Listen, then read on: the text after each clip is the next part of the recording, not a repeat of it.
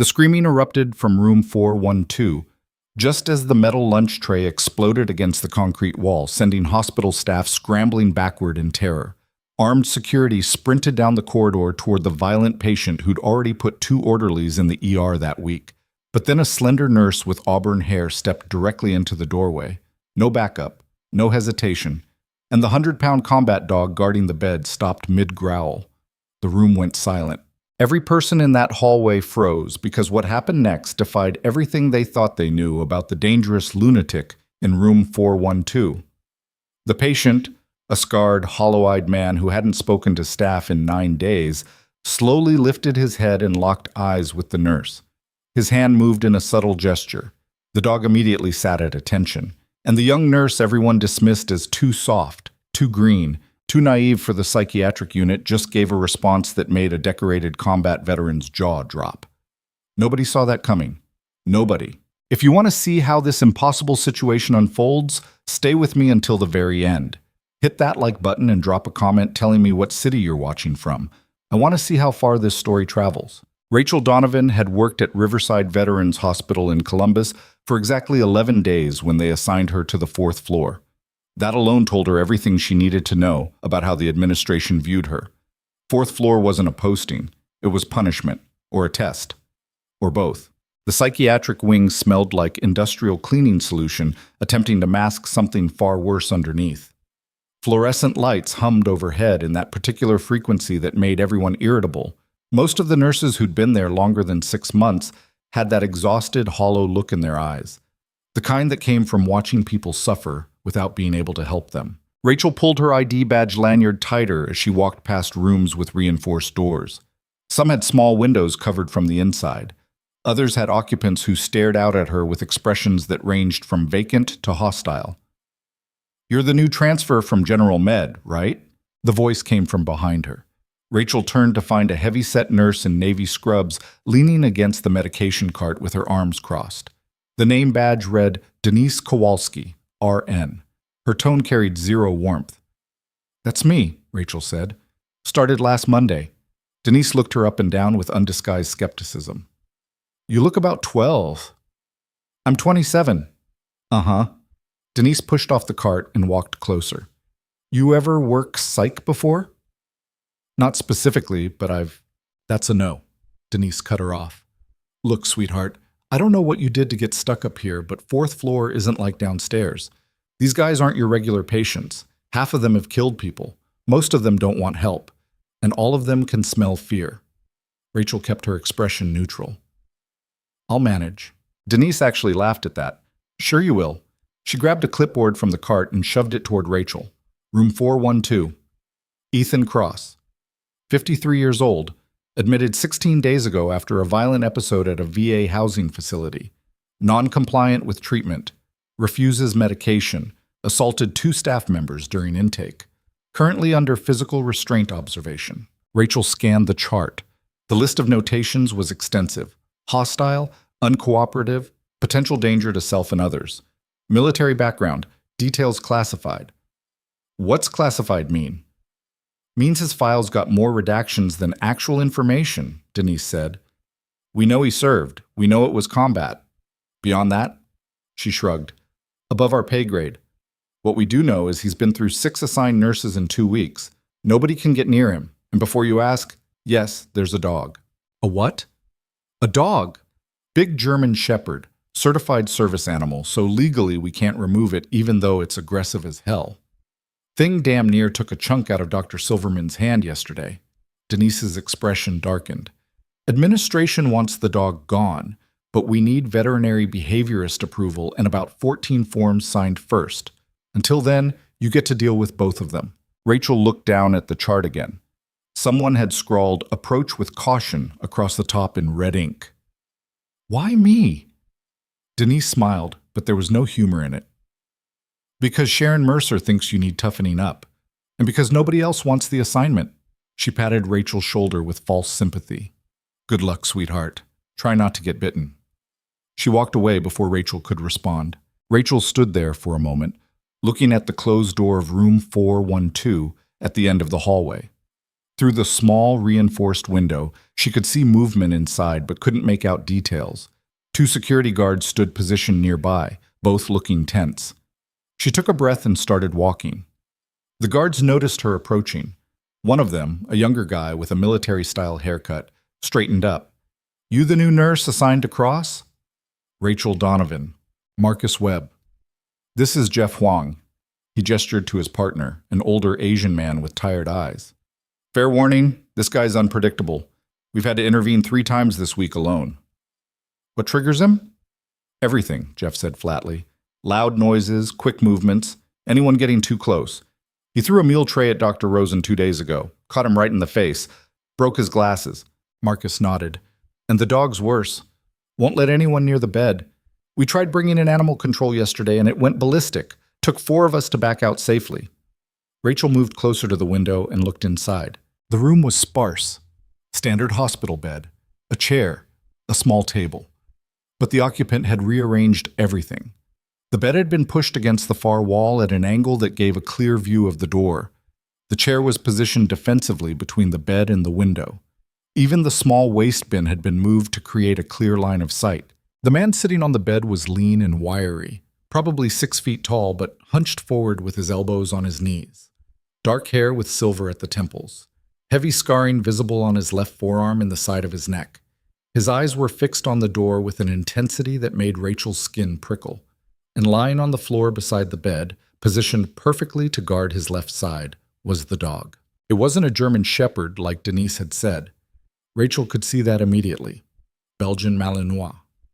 Tan coat with black markings on the face and ears. The animal's head was up, alert, tracking every movement outside the room through the window. "He always sit like that?" Rachel asked quietly. Marcus glanced through the window. "Yeah, doesn't lie down, doesn't relax, just watches." "And the dog?" "Same. They take turns sleeping, we think. Never both at once." Rachel studied the setup for another moment. The positioning, the sight lines, the defensive arrangement of furniture. This wasn't random. This wasn't the behavior of someone having a psychiatric crisis. This was tactical. "I'm going in," she said. Jeff's eyebrows shot up. "Alone? That's not protocol." "Protocol's been failing for 16 days. Rachel pulled out her badge and swiped it through the lock reader. "I'll be fine." "We'll be right outside," Marcus said, hand moving reflexively toward his radio. "Anything goes wrong, you yell." Rachel didn't respond. She pushed the door open slowly and stepped inside. The reaction was immediate. The dog's head snapped toward her. A low growl rumbled from its chest. On the bed, Ethan Cross shifted his weight forward like he was preparing to move. Rachel stopped just inside the doorway and held completely still. "Permission to enter, Sergeant?" The growling stopped. Ethan's eyes narrowed. The dog's ears pricked forward, confused by the sudden silence from its handler. Rachel kept her voice low and steady. "I'm Nurse Donovan. I'll be checking your vitals and administering your morning medications. I need your permission before I approach." For several seconds, nobody moved. Then Ethan spoke for the first time in 9 days. "You military?" His voice was rough from disuse, barely above a whisper, but there was a sharpness underneath it, the kind that came from years of issuing commands and having them followed without question. "Combat medic," Rachel said. 3 deployments, attached to evac teams in Kandahar. Something shifted in Ethan's expression. Not trust exactly, but recognition. He leaned back slightly against the wall, and the tension in his shoulders eased by maybe 2%. "The dog's name is Havoc," he said. "He doesn't like sudden movements." "Understood." Rachel took one slow step forward, then another. Havoc watched her intently, but didn't growl again. She kept her hands visible and her movements deliberate. When she was about 6 feet away, she stopped and crouched down to the dog's level. "Hey, Havoc." She kept her tone conversational. "You're a Belgian Mal, right? I worked with a few of your cousins overseas. Tough bastards. Smart, too." The dog's tail twitched. Not quite a wag, but close. "He was with you during service?" Rachel asked, glancing up at Ethan. Ethan nodded once. 5 years, 2 combat tours. Retired him out in 2019. "He looks like he's still on duty." "He is." Ethan's jaw tightened. "They want to take him away from me." Rachel kept her expression neutral. "Who does?" "Hospital administration." That woman, Mercer. She came in yesterday with 2 security guards and said Havoc was creating a hostile environment. Told me they were transferring him to a VA-approved facility pending behavioral evaluation. His hands clenched into fists. They're not taking him. Nobody's taking your dog today, Rachel said quietly. She stood up slowly and moved to the bedside monitoring equipment. I'm going to check your blood pressure now. You'll feel the cuff tighten on your right arm. That okay? Ethan watched her carefully but nodded. Rachel worked in silence, checking vitals and making notes. His blood pressure was elevated but not dangerously so. Heart rate steady, oxygen levels good. She documented everything without commentary. You've been refusing medications, she said after a moment. Don't need them. You're prescribed sertraline for PTSD symptoms and quetiapine to help with sleep. I said I don't need them.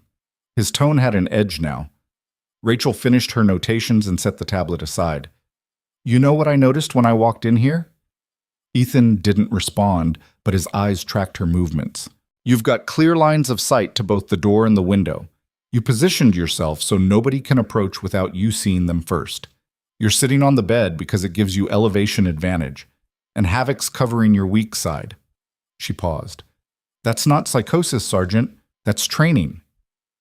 For the first time, something like emotion crossed Ethan's face. His jaw worked like he was trying to decide whether to speak.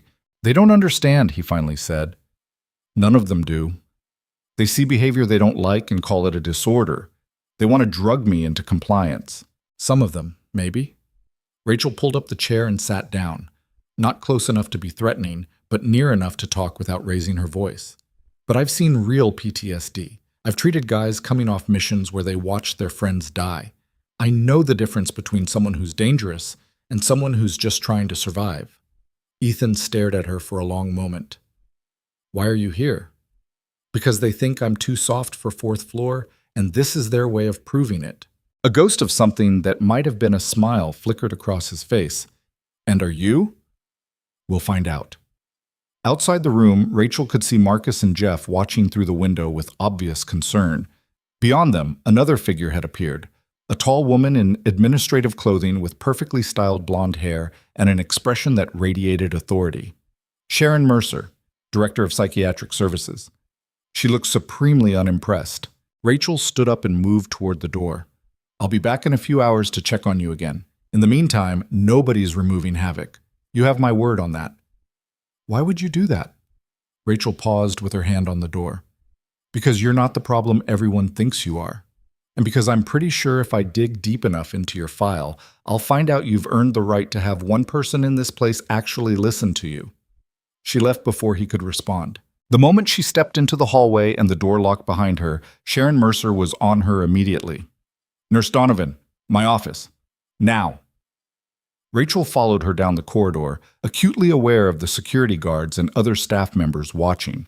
Sharon's office was at the end of the hall, a sterile space with motivational posters on the walls and a desk that looked like it had never seen an actual emergency. Sharon closed the door and turned on Rachel with barely contained frustration. What exactly do you think you're doing? My job, Rachel said evenly. I was assigned to... You were in that room for 12 minutes without backup. You violated protocol. You put yourself at unnecessary risk. And according to the security team, you were sitting down in there. Sharon's voice rose slightly. Do you have any idea how dangerous Ethan Cross is? With all due respect, ma'am, I don't think he's dangerous at all. Sharon's expression went cold. Excuse me? He's not displaying psychotic symptoms. He's not delusional. He's hypervigilant because he's spent years in combat environments where letting your guard down got people killed.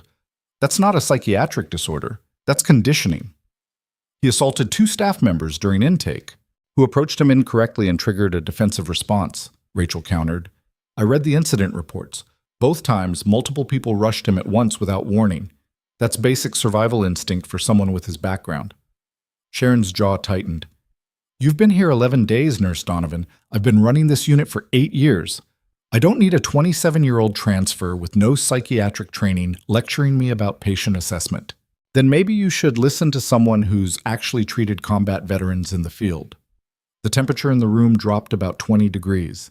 Sharon walked around her desk and sat down with deliberate precision. Let me make something very clear. Ethan Cross is non-compliant, potentially violent, and his service animal is creating a liability issue.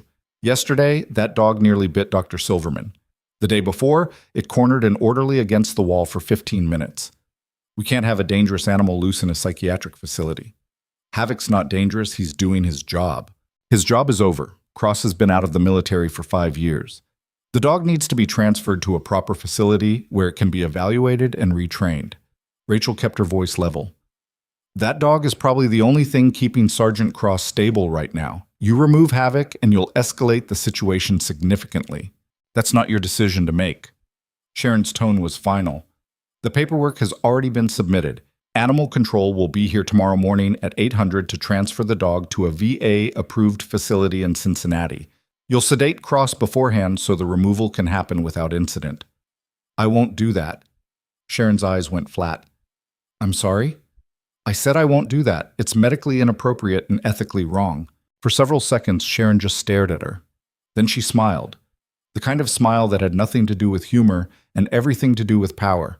Then you'll be written up for insubordination and removed from this case. I'll assign someone who actually follows orders. She picked up her phone. You're dismissed, Nurse Donovan, and if I were you, I'd start considering whether this job is really the right fit. Rachel left the office without another word. The rest of her shift passed in a blur of routine tasks and hostile glances from other staff members. Word had apparently spread that the new girl had challenged Sharon Mercer directly. By lunchtime, Rachel was eating alone in the break room while other nurses whispered at nearby tables. She didn't care. At 1400 hours, she went back to room 412. Ethan was in the same position, but Havoc's head came up immediately when Rachel approached. This time, there was no growling. The dog watched her carefully as she swiped her badge and entered. They're coming for him tomorrow, Ethan said before she could speak. His voice was hollow. I heard them talking outside. 800 hours. Animal Control. Rachel set down her medical kit and looked at him directly. I know. You can't stop them. Probably not. Ethan's hands gripped the edge of the mattress so hard his knuckles went white. I can't lose him. His voice cracked slightly. He's the only thing left. Rachel pulled up the chair again and sat down. For a moment, she didn't say anything. She just let the silence stretch between them. What unit were you with? She finally asked. Ethan's eyes narrowed. Why? Because your file's redacted to hell and back, which means you weren't regular infantry. And because the way you move, the way you assess threats, the way you've set up this room, that's not standard military training. He stared at her for a long time. Then, very quietly, JSOC Tier 1. Rachel felt something cold settle in her stomach. Joint Special Operations Command. That meant Delta, DevGru, or one of the other units that officially didn't exist. How many deployments? 12. His voice was barely audible now. 6 different countries. Most of them you've never heard of. And Havoc? Multi-purpose canine. Explosives detection, patrol apprehension. He saved my life 4 times that I know of. Probably more that I don't. Ethan looked down at the dog.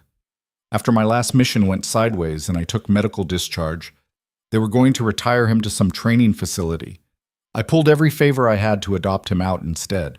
What happened on the last mission? Ethan's jaw tightened. Can't talk about it. Still classified. He looked back up at Rachel. But I came home with this, he gestured to the scars on his neck and arm, and 60% hearing loss in my left ear.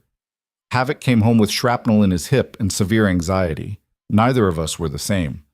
And now they want to separate you. They don't see a veteran and his service dog. They see a liability and an aggressive animal. The bitterness in his voice was palpable. Nobody here understands what we went through. Nobody cares. They just want me sedated and compliant so I don't create problems. Rachel leaned forward slightly. I need to tell you something, and I need you to listen carefully.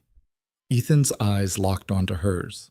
I was at Kandahar in 2016 when a JSOC team came through our field hospital after a mission went wrong. 3 operators down, 2 critical. We worked for 11 hours straight to save them. She paused. I don't know if you were one of them. Your file doesn't say. But I know what you people do. I know what you sacrifice, and I know you don't get enough credit for it. Something in Ethan's expression shifted. The wall he'd built around himself developed a crack. Why are you telling me this? Because tomorrow morning, when they come for Havoc, I'm going to be the nurse they assign to sedate you, and I need you to know that I won't do it. Rachel's voice was steady. I'm going to refuse the order. I'm probably going to lose my job, but I won't be part of taking away the one thing that's keeping you alive. Ethan stared at her like he couldn't quite process what she'd just said. You'd do that? Yes. Why? Rachel stood up and moved toward the door. Because somebody should have done it 16 days ago. She left before he could respond. That night, Rachel couldn't sleep. She lay in her apartment staring at the ceiling, running through scenarios. Sharon would make good on her threat. Rachel had zero doubt about that. By tomorrow afternoon, she'd probably be escorted out of the building with a termination letter and a black mark on her nursing license. But she'd meant what she said. Some things were worth fighting for. At 700 the next morning, Rachel arrived at Riverside Veterans Hospital to find 3 additional security vehicles parked outside the main entrance. Animal control had brought backup. She rode the elevator to the 4th floor with her stomach in knots. Sharon Mercer was already there, standing outside room 412 with 2 animal control officers in tactical gear. Both were carrying catch poles and heavy gloves.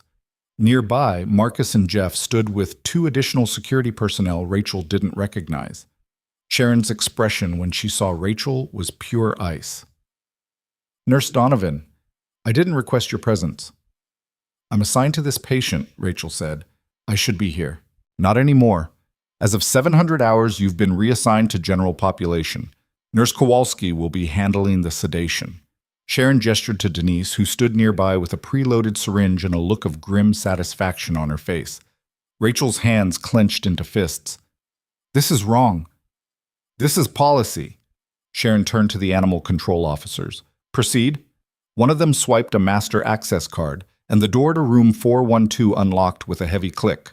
What happened next occurred in less than 3 seconds. The door swung open. Havoc erupted from the room like a missile. The first animal control officer stumbled backward, catch pole swinging wildly. The second one managed to bring up his pole, but Havoc dodged with the kind of precision that came from years of combat training. The dog's jaws clamped down on the padded sleeve of the second officer's jacket and held on. Havoc, out! Ethan's voice cut through the chaos like a blade. The dog released immediately and retreated back into the doorway, positioning himself between the officers and his handler. Every muscle in the animal's body was coiled tight, ready to attack again if given the command. Inside the room, Ethan was on his feet beside the bed, breathing hard. His eyes had that 1,000-yard stare Rachel had seen in combat zones, the look of someone who wasn't really present anymore, just reacting on pure survival instinct. Everybody back up, Rachel said loudly. Now. We're not backing up, Sharon snapped. Restrain that animal. If you try to restrain him, someone's going to get seriously hurt. Rachel moved forward slowly, positioning herself between the animal control officers and the doorway. Give me 2 minutes. You're not authorized. 2 minutes or this turns into a bloodbath. Your choice. Sharon's face went red, but she jerked her head in reluctant agreement. Rachel approached the doorway carefully. Havoc's eyes tracked her movement, but the growling decreased slightly when he recognized her scent. Sergeant Cross, she said quietly, I need you to focus on my voice.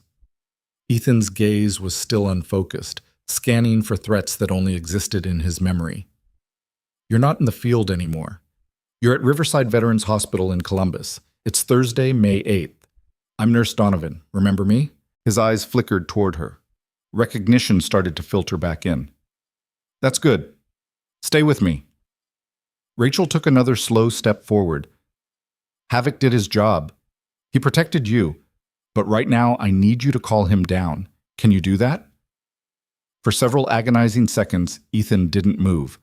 Then his hand made a subtle gesture, just a slight movement of his fingers. Havoc immediately sat. The tension in the hallway dropped by about 50%. Rachel looked back at Sharon. This is the wrong approach. You're triggering a combat response. If you want to remove the dog safely, you need to do it with his cooperation, not by force. I don't take orders from nurses who, then maybe you should. The voice came from behind the group. Everyone turned. A man in dress military uniform, Army by the insignia, walked down the hallway with the kind of presence that made everyone automatically step aside. He was in his 50s, graying hair cut regulation short, with the bearing of someone who'd spent decades commanding respect. Behind him were two more figures in uniform, and one civilian wearing what Rachel recognized as Department of Defense credentials. Sharon's expression went from angry to confused. "Who are you?" The man stopped directly in front of her and pulled out an ID wallet. "Lieutenant Colonel Marcus Webb, United States Army Special Operations Command. This is Major Sarah Rodriguez and Captain James Mitchell. We're here to see Sergeant Ethan Cross." The security guard named Marcus, apparently sharing a last name with the colonel, actually straightened to attention without thinking. Sharon looked like someone had just upended her entire worldview. "I wasn't informed of any military visit." "That's because we're not visiting." Colonel Webb looked past her toward room 412. "We're extracting." The hallway went dead silent. Rachel's heart was pounding so hard she could feel it in her throat. Colonel Webb walked past Sharon without waiting for permission, approaching the doorway where Ethan still stood with Havoc at his side. "Chief Petty Officer Cross," he said, using a rank that hadn't been mentioned anywhere in the hospital files. At ease. Ethan's entire posture changed. Military discipline overrode whatever panic response had taken hold 30 seconds earlier. He straightened slightly, and his hand fell to his side. "Sir, we need to talk," Colonel Webb said. "Privately. And we're taking you and your dog out of here, effective immediately." Then he turned back to Sharon Mercer, and the expression on his face could have frozen nitrogen. "Petit. While I'm at it, I'd like to know which member of your staff thought it was appropriate to threaten the removal of a certified military working dog from a decorated combat veteran without consulting the Department of Defense." Sharon's mouth opened and closed without sound. Rachel felt something shift in the air around her, like the moment right before a storm breaks when the pressure drops and you know everything's about to change. This wasn't over. This was just beginning. Sharon's face drained of color so fast Rachel thought she might actually pass out. The director's mouth worked soundlessly for 3 full seconds before any words came out. We were following standard protocol for aggressive animals in patient care environments. The dog exhibited violent behavior toward multiple staff members and posed a clear safety risk." "Stop talking." Colonel Webb's voice didn't rise in volume, but the command in it made Sharon snap her jaw shut like she'd been slapped. He turned to the civilian with the DOD credentials.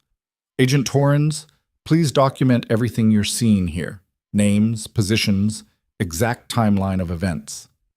The man pulled out a tablet and started typing without comment. Webb looked back at Sharon. "Where's the patient file?" "I'm not authorized to release confidential medical records without proper—" "I'm not asking for authorization. I'm telling you to produce the file. Now." Sharon's hands trembled slightly as she pulled out her phone and made a call. "Beverly, bring me the complete file for patient Cross, Ethan. Room 412. Immediately." She ended the call and looked at Webb with something approaching desperation. "I was never informed this patient had active military oversight. His records indicate he was medically discharged in 2019. His records indicate what we allowed them to indicate," Major Rodriguez cut in. Her voice was clipped and precise. "Chief Cross's service history is classified at multiple levels. The fact that you're standing here threatening to separate him from his MWD without clearance is already a significant problem." "MWD?" Sharon looked genuinely confused now. "Military working dog," Captain Mitchell said. He was younger than the others, maybe mid-30s, with the kind of alert focus that suggested he'd seen recent combat. "That animal you were about to haul away in a catchpole has more operational hours in hostile territory than most infantry units. He's not a pet. He's a decorated military asset." The animal control officers had backed up about 10 feet and looked like they desperately wanted to be anywhere else. One of them was still rubbing his arm where Havoc's jaws had clamped down. The padded sleeve had protected him from injury, but Rachel could see the guy was shaken. A young administrator in business casual rushed down the hallway carrying a thick manila folder. She handed it to Sharon without making eye contact and practically fled back the way she'd come. Sharon passed the file to Colonel Webb with hands that weren't quite steady. He opened it and started reading. His expression grew darker with each page. After about 90 seconds, he looked up at Agent Torrens. Make sure you're getting all of this. I want documentation that Cross was denied appropriate psychiatric care, subjected to forced medication protocols without proper evaluation, and had his certified service animal threatened with removal in direct violation of federal veteran protection statutes. Torrance nodded without looking up from his tablet. Webb turned back to Sharon. Who authorized the removal of the dog? I did. As Director of Psychiatric Services, I have the authority to make decisions regarding patient safety and, you have the authority to treat patients. You don't have the authority to violate federal law. Webb's voice could have cut glass. The Americans with Disabilities Act, the Fair Housing Act, and DoD regulations regarding retired military working dogs all supersede your facility policies. Did anyone here bother to check whether those protections applied before you decided to traumatize a combat veteran? Sharon opened her mouth, closed it, opened it again. No sound came out. Rachel felt a strange mixture of vindication and unease settling in her chest. She'd been right about Ethan, right about Havoc, right about all of it. But the speed with which this was escalating suggested there were layers to the situation she didn't understand yet. Permission to speak, sir? The voice came from inside room 412. Everyone turned. Ethan had moved to the doorway. Havoc remained at his side, alert but no longer aggressive. Up close, Rachel could see the exhaustion in Ethan's face more clearly, the kind that came from weeks of hypervigilance and broken sleep. Granted, Webb said. Why are you here? Ethan's question was direct. I've been out 5 years.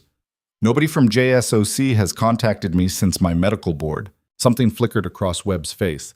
Not quite guilt, but close. That's not entirely accurate. We tried to reach you 4 times in the last 18 months. Mail came back undeliverable. Phone numbers were disconnected. VA housing coordinators said you'd moved without leaving forwarding information.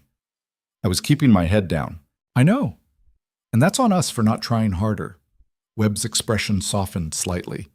But 3 days ago, your name triggered an alert in our system. Someone at this hospital filed paperwork requesting access to your full military records for psychiatric evaluation purposes. Sharon had gone very still. That request got flagged because your file is sealed under national security classifications, Webb continued. When we investigated why a civilian facility was trying to access classified operational records, we found out you'd been involuntarily committed here after an incident at a VA housing complex. We reviewed the reports.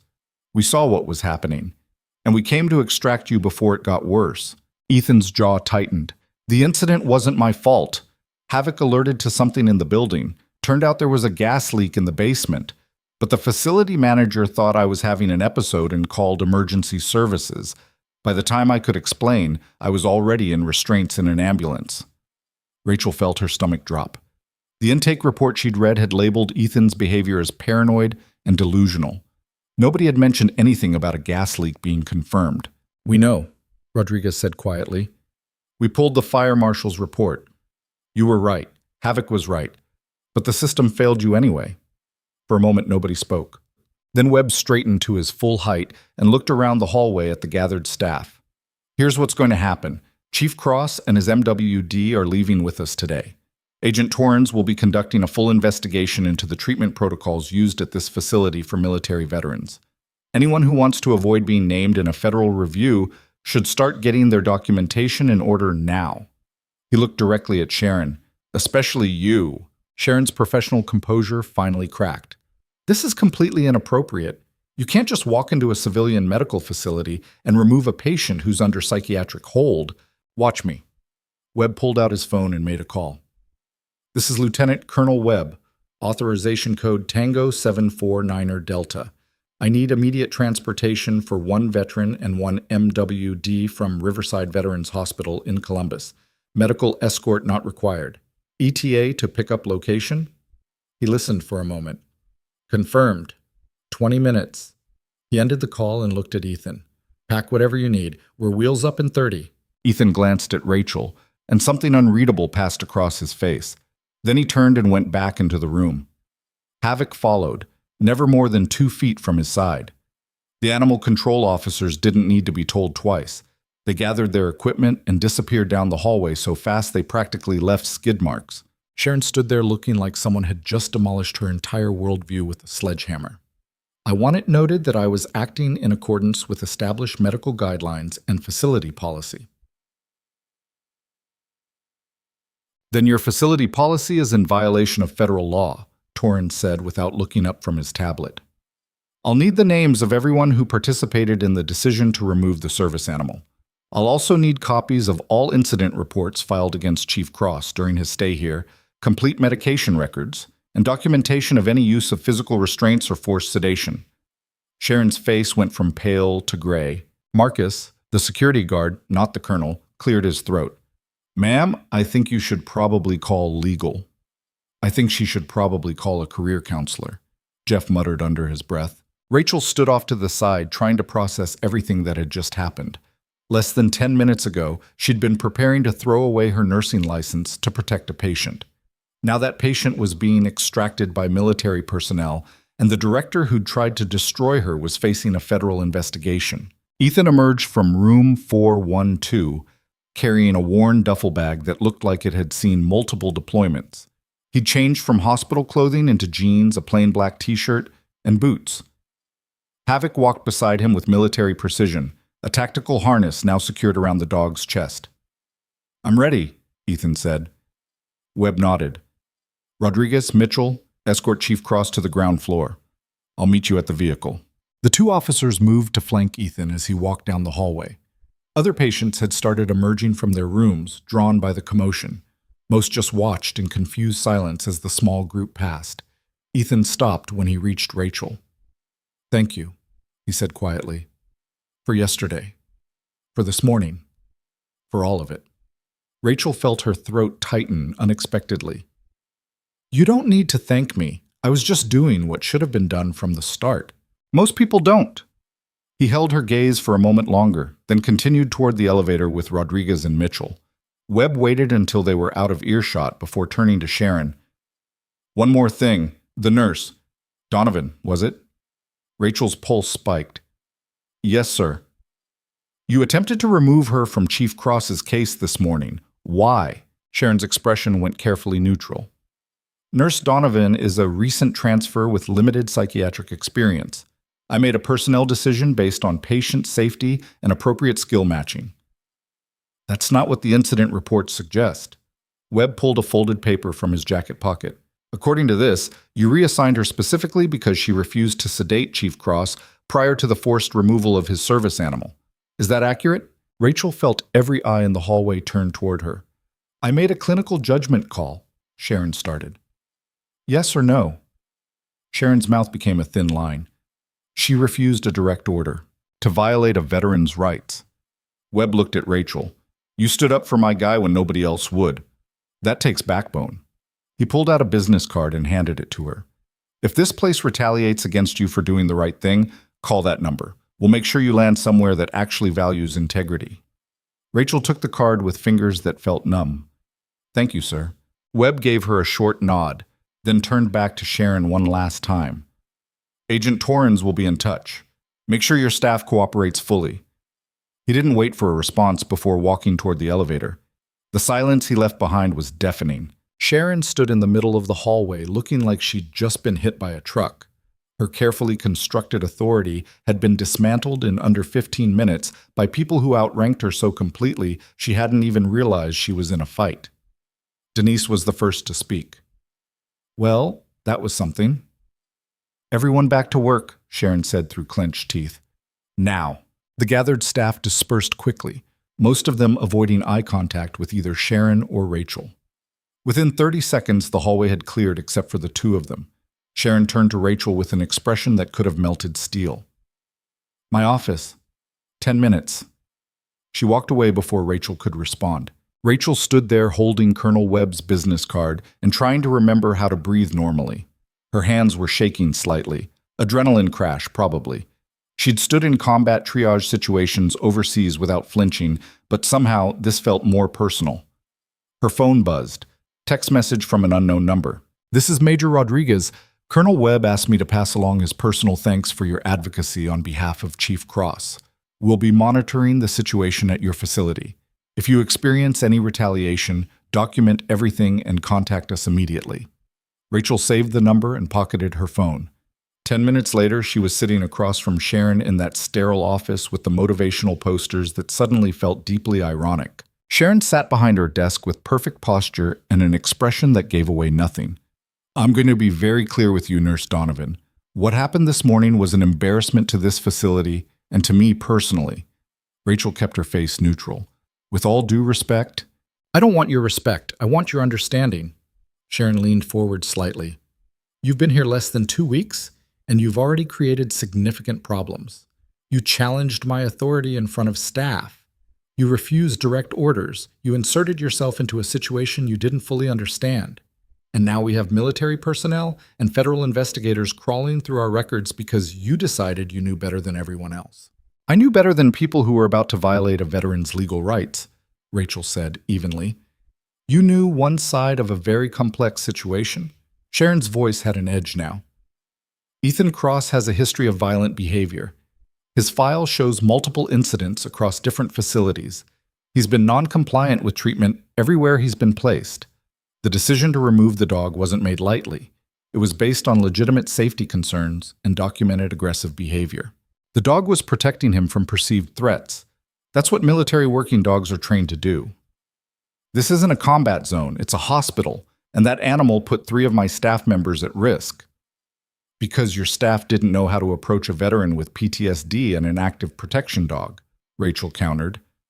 "If anyone had bothered to consult with someone who understood military protocols, none of this would have happened." Sharon's jaw tightened.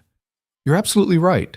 We should have consulted experts, which is exactly what we tried to do when we requested access to his military records. But those records were sealed, so we had to make decisions based on the information available to us." It was a reasonable point, actually. Rachel felt some of her defensive anger deflate slightly. "However," Sharon continued, "that doesn't excuse your behavior. You're a nurse, not a military liaison. You don't have the authority to countermand medical decisions made by your supervisors. You don't get to pick and choose which orders you follow based on your personal feelings about a patient." "It wasn't personal feelings. It was medical ethics. From your perspective, maybe. From mine, it was insubordination." Sharon pulled out a folder from her desk drawer. "I'm placing you on administrative review pending investigation into your conduct. You'll be reassigned to non-patient-facing duties until the review is complete.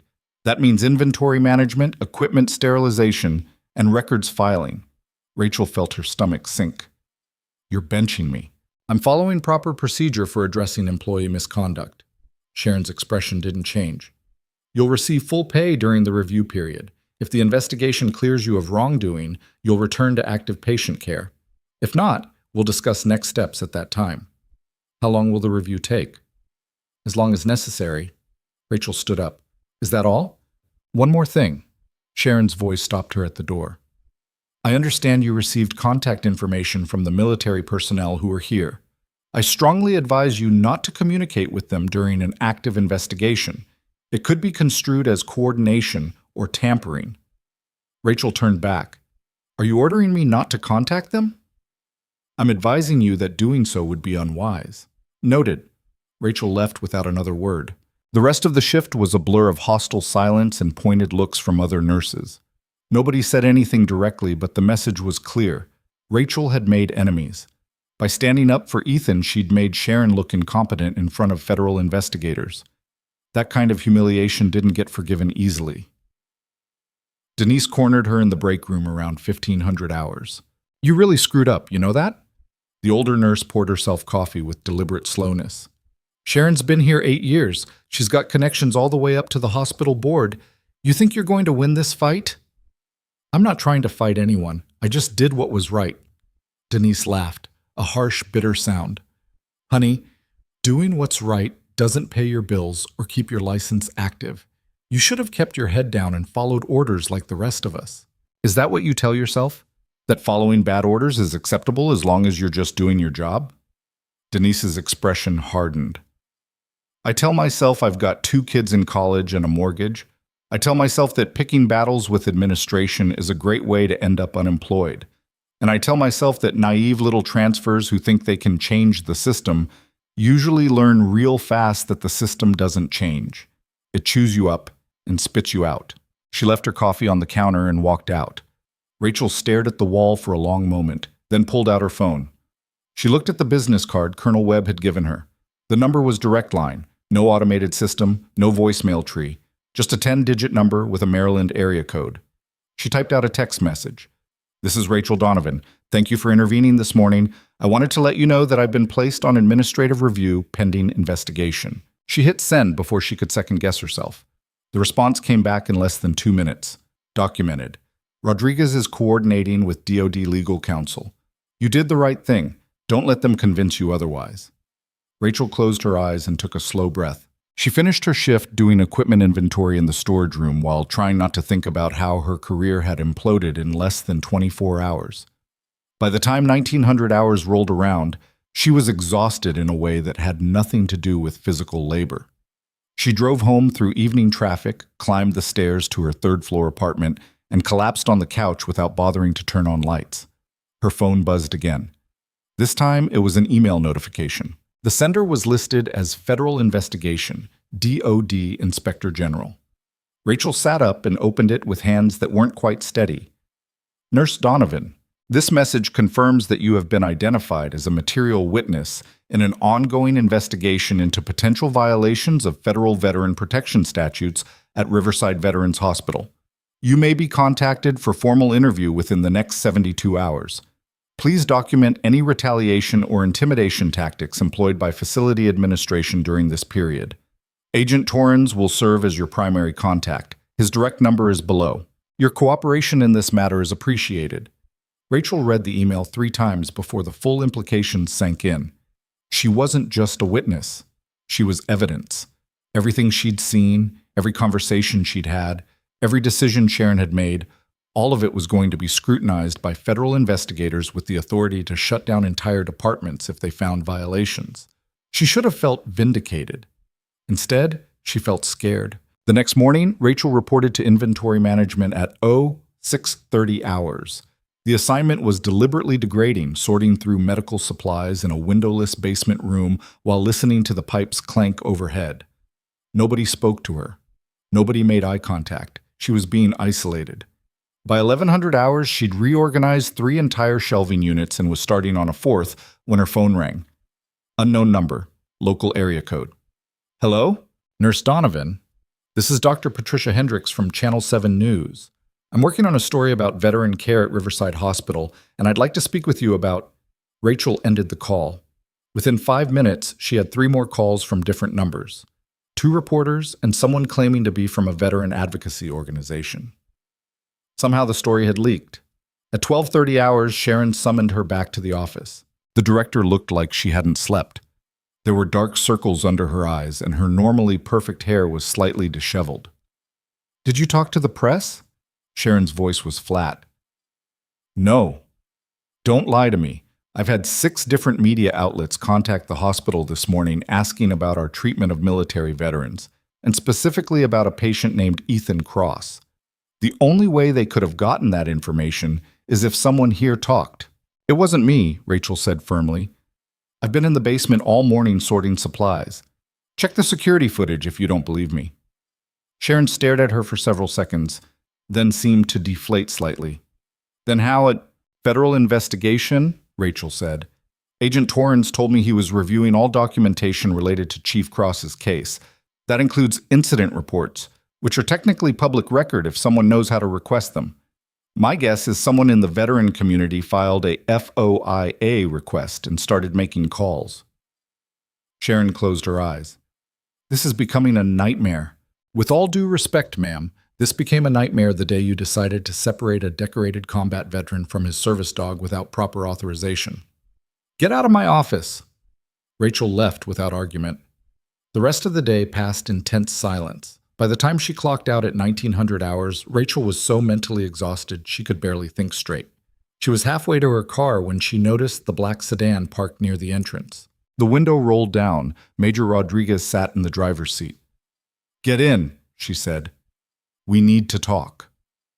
Rachel hesitated for half a second, then walked around to the passenger side and climbed in. Rodriguez pulled out of the parking lot and drove for about 3 blocks before speaking. "Agent Torrens expedited his initial findings. It's worse than we thought." "How bad?" "Cross wasn't the first. We found records of 6 other veterans admitted to Riverside in the past 18 months who were flagged for behavioral issues related to PTSD. 3 of them had service animals that were removed during their stay. None of them received appropriate trauma-informed care. 2 were subjected to physical restraints multiple times. 1 was involuntarily sedated for 48 hours straight. Rachel felt sick. Where are they now? 2 are dead. Suicide within 6 months of discharge. 3 are in other facilities. 1 is homeless and living out of his car in Cincinnati. Rodriguez's jaw tightened. This isn't an isolated incident. This is systematic negligence. What happens now? DOD. Inspector General is opening a formal investigation.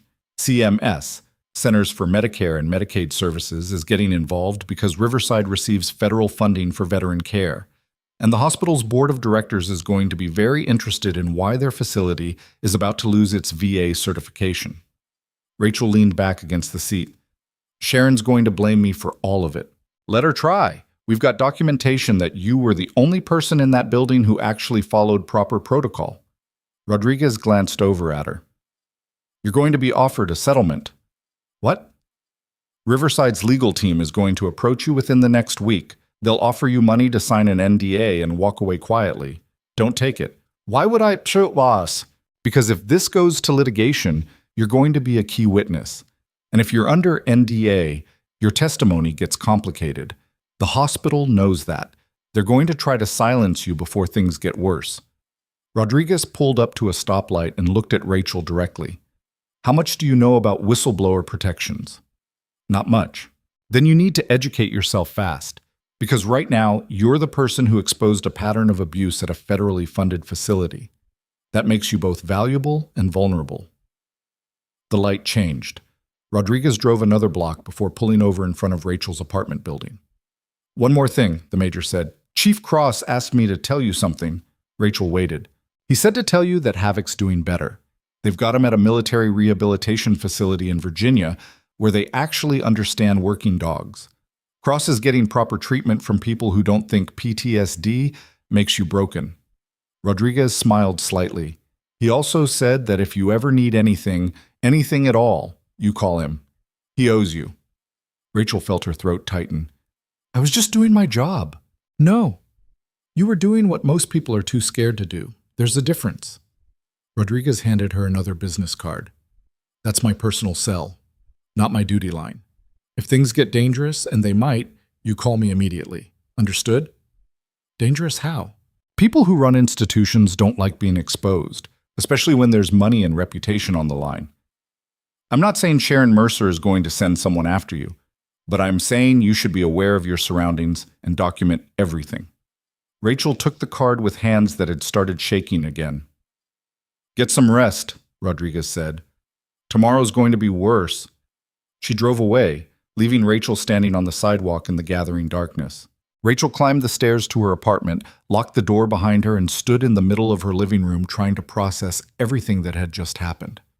Her phone buzzed. Text message from an unknown number. Stop talking to investigators. You're making things worse for everyone. This is your only warning. Rachel stared at the message for 10 full seconds. Then she screenshot it, forwarded it to Agent Torrens and Major Rodriguez, and sat down at her laptop to start documenting everything she could remember about the past 3 days. If they wanted a fight, she'd give them one. But first, she needed to make sure she survived it. Rachel spent 40 minutes typing out every detail she could remember. Timestamps, exact quotes, witness names, the layout of room 412, the way Sharon's voice had changed when Colonel Webb identified himself. Her fingers cramped, but she kept going. When she finally hit save and backed the document up to 3 different cloud services, it was past midnight. She made the mistake of checking her email before bed. 17 new messages, 12 were from reporters. 3 were from people claiming to be veteran advocates asking for interviews. 1 was from a law firm in Cleveland offering representation. The last one made her stop breathing for a second. The sender was listed as Hospital Administration, Legal Department. Ms. Donovan, you are hereby notified that your employment status at Riverside Veterans Hospital is under formal review pursuant to violations of facility policy regarding patient confidentiality, chain of command protocols, and appropriate interdepartmental communication. A hearing has been scheduled for May 14th at 0900 hours to determine whether your continued employment is compatible with institutional standards. You have the right to bring legal representation. Failure to appear will result in immediate termination. Beverly Walsh, Chief Legal Counsel. Rachel read it twice more, then forwarded it to Rodriguez and Torrens without comment. She tried to sleep but gave up around 300 hours. Instead, she sat on her couch drinking bad coffee and watching the sky gradually lighten through her apartment window. Somewhere in Virginia, Ethan Cross was probably awake too, staring at different walls but feeling the same kind of exhaustion that came from fighting systems designed to grind people down. Her phone rang at 0547 hours. Agent Torrens. She answered on the second ring. "You got the legal notice," he said without preamble. "Yes." "Don't go to that hearing." Rachel sat up straighter. "What?" "It's a setup. They're going to use the hearing to establish a paper trail that you violated hospital policy. Then they'll terminate you for cause, which means no unemployment benefits, no good reference, and it poisons any future whistleblower claims you might make." Torrens' voice was calm but urgent. "We've seen this playbook before. They're trying to discredit you before you can testify." "So what am I supposed to do?" "Call in sick. Say you need time to secure legal counsel. Delay as long as possible while we build the case." He paused. "How much money do you have saved?" The question caught her off guard. "Maybe 3,000. Why?" "Because you're probably not going to have a paycheck after this week. Riverside's going to freeze your employment pending the investigation. It's standard retaliation protocol. They can't fire you outright without looking guilty, but they can make your life miserable enough that you quit." Rachel felt her stomach drop. "I can't afford to quit. I've got rent, student loans." DOD has discretionary funds for witnesses who experience economic hardship during federal investigations. "It's not much, but it'll keep you afloat while we work. I'll send you the paperwork." This is insane. This is what happens when institutions protect themselves instead of the people they're supposed to serve. Torrens sounded tired. "Get a lawyer. Today. DOD Legal gave me 3 names, people who've handled whistleblower cases before. I'm texting them to you now. Call the first one as soon as their office opens." He ended the call before Rachel could respond. She sat there holding her phone and feeling like the ground had just dropped out from under her. 4 days ago, she'd been a nurse with a stable job and a straightforward career trajectory. Now she was unemployed, broke, and caught in the middle of a federal investigation with people sending her anonymous threats. The 3 names arrived via text 30 seconds later. Rachel opened the first link and found herself looking at a law firm website. The attorney's photo showed a woman in her 50s with sharp eyes and an expression that suggested she didn't lose cases often. Lydia Brennan, partner. Specialization, federal whistleblower protection, employment law, VA system litigation. Rachel called the office number at exactly 800 hours when it opened. The receptionist put her through to Brennan directly. "Agent Torrens briefed me yesterday," Brennan said without pleasantries. "How are you holding up?" "I've been better." "Good. Scared means you're paying attention." Brennan's tone was brisk, but not unkind. "I need you in my office by 1100 hours. Bring every piece of documentation you have, emails, text messages, witness statements, anything. We're going to build a timeline, and then we're going to make Riverside's legal team very uncomfortable." "I got a hearing notice for tomorrow morning." "I know. We're not going. I'll file for a continuance citing inadequate time to prepare defense. That'll buy us at least 2 weeks." Papers rustled in the background. "In the meantime, you're going to do exactly what I tell you. Don't talk to reporters. Don't respond to anonymous messages. Don't go near the hospital unless I'm with you. Understood?" "Yes. My retainer is $5,000. DOD will cover it through their witness protection fund, but I need you to sign the paperwork today." Rachel felt a tiny bit of the pressure ease. "Okay. See you at 11. The line went dead. Rachel spent the next 2 hours gathering every scrap of evidence she could find. Screenshots of the threatening text. Copies of her shift reports from the days she'd worked with Ethan. The business cards from Webb and Rodriguez. Medical supply inventory logs showing she'd been in the basement when the media calls started coming in. By the time she left for Brennan's office, she had a folder 3 inches thick. The law firm was located in a converted warehouse downtown with exposed brick walls and industrial lighting. Brennan's office was on the third floor, decorated with framed case verdicts and photos of her shaking hands with people Rachel vaguely recognized from news coverage. Brennan herself was exactly like her photo, sharp-eyed, mid-50s, dressed in a perfectly tailored suit that probably cost more than Rachel's monthly rent. She gestured Rachel to a chair and immediately started going through the folder with the kind of focused intensity that made it clear she'd done this 1,000 times before. "Good documentation," Brennan said after 10 minutes. "Thorough, time-stamped, multiple witnesses." She looked up. "You're military trained, it shows. Combat medic. I learned to document everything because lives depended on it. That habit's about to save your career." Brennan pulled out a legal pad and started making notes. "Here's where we are. DOD, Inspector General has opened a formal investigation into Riverside's veteran care protocols. CMS is conducting a parallel review because of the federal funding angle. The hospital's board of directors is panicking because they're looking at potential loss of VA certification, which represents approximately 30% of their annual revenue." Rachel blinked.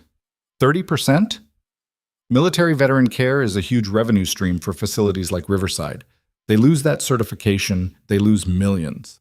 Brennan smiled thinly, which means they're going to fight very, very hard to make this go away.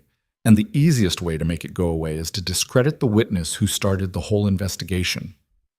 "Me. You." Brennan leaned back in her chair. "So here's what they're going to try.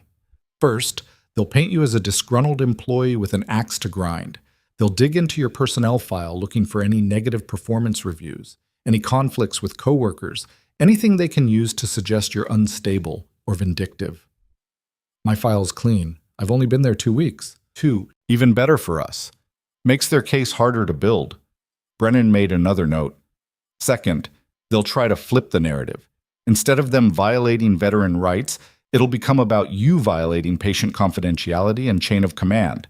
They'll argue that you spoke to outside parties about a patient's case without authorization. I spoke to the patient's military command. That's not a violation." "Correct. But they'll try to muddy the waters enough that public opinion shifts. Remember, most people don't understand the nuances of veteran care law. They hear nurse broke confidentiality, and they assume wrongdoing."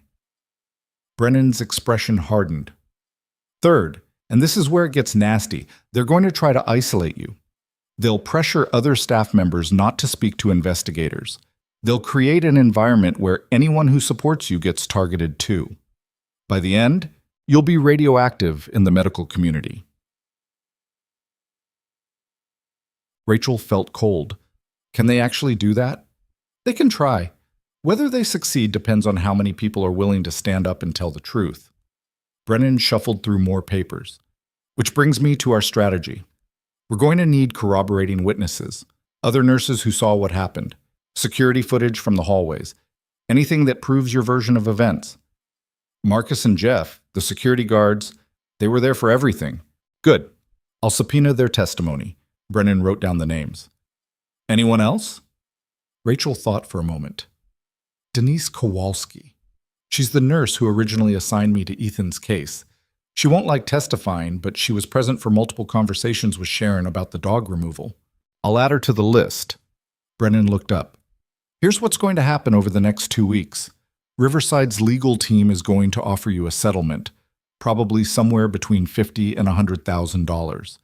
They'll ask you to sign an NDA and walk away quietly. Rodriguez warned me about that." "Good. Because you're not taking it." "Why not?" Brennan's expression went flat.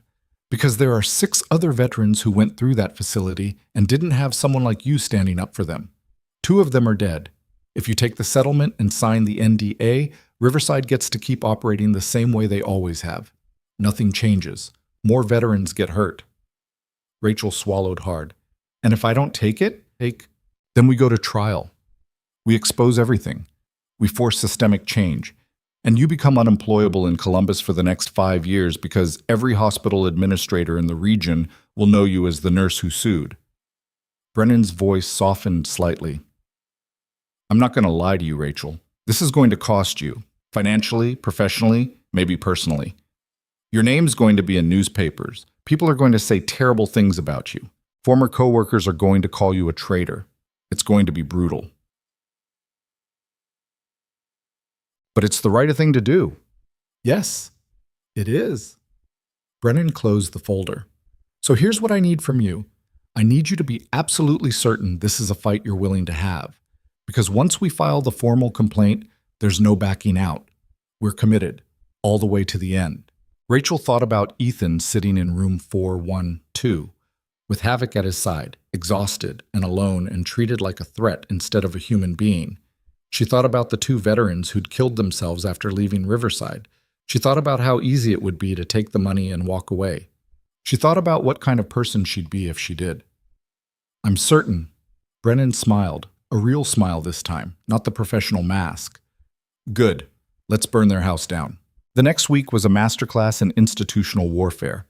Brennan filed for a continuance on the employment hearing, citing insufficient time to review evidence and prepare adequate defense. Riverside's legal team objected, but the motion was granted anyway. That bought them until May 28th. Meanwhile, the media circus intensified. Channel 7 ran a story about veteran mistreatment at local VA facilities. They didn't name Riverside specifically, but anyone who knew anything could read between the lines. By May 15th, 3 more news outlets had picked up the story. Veteran advocacy groups started organizing protests outside the hospital. Sharon Mercer held a press conference on May 16th. Rachel watched it from her apartment, sitting on the couch with her laptop, while eating cereal that had gone soggy 10 minutes ago. Sharon stood behind a podium wearing professional makeup and an expression of practiced concern. Riverside Veterans Hospital is committed to providing the highest quality care to the brave men and women who have served our country. Recent allegations regarding our treatment protocols are based on incomplete information and misunderstandings about complex psychiatric cases. We are cooperating fully with all investigations and are confident that our staff acted appropriately and in accordance with established medical guidelines. A reporter shouted a question. Is it true you tried to remove a service dog from a decorated combat veteran without proper authorization? Sharon's smile didn't waver. Patient confidentiality prevents me from discussing specific cases. What I can tell you is that decisions regarding animal safety in healthcare environments are made carefully and with input from multiple specialists. Are you investigating the nurse who reported the violations? We have ongoing personnel reviews as part of our standard quality assurance processes. I can't comment on individual employees. Rachel turned off the live stream before she threw something at the screen. Her phone rang immediately. Brennan, you watching this? Just turned it off. She's good. I'll give her that. Brennan sounded almost impressed. She didn't admit to anything actionable, but she managed to paint herself as the reasonable authority figure dealing with unfair attacks. That's going to play well with people who don't know the full story. So what do? We wait. Agent Torrens is scheduled to release preliminary findings from the DoD investigation on May 20th. Once that becomes public record, Sharon's carefully crafted narrative falls apart.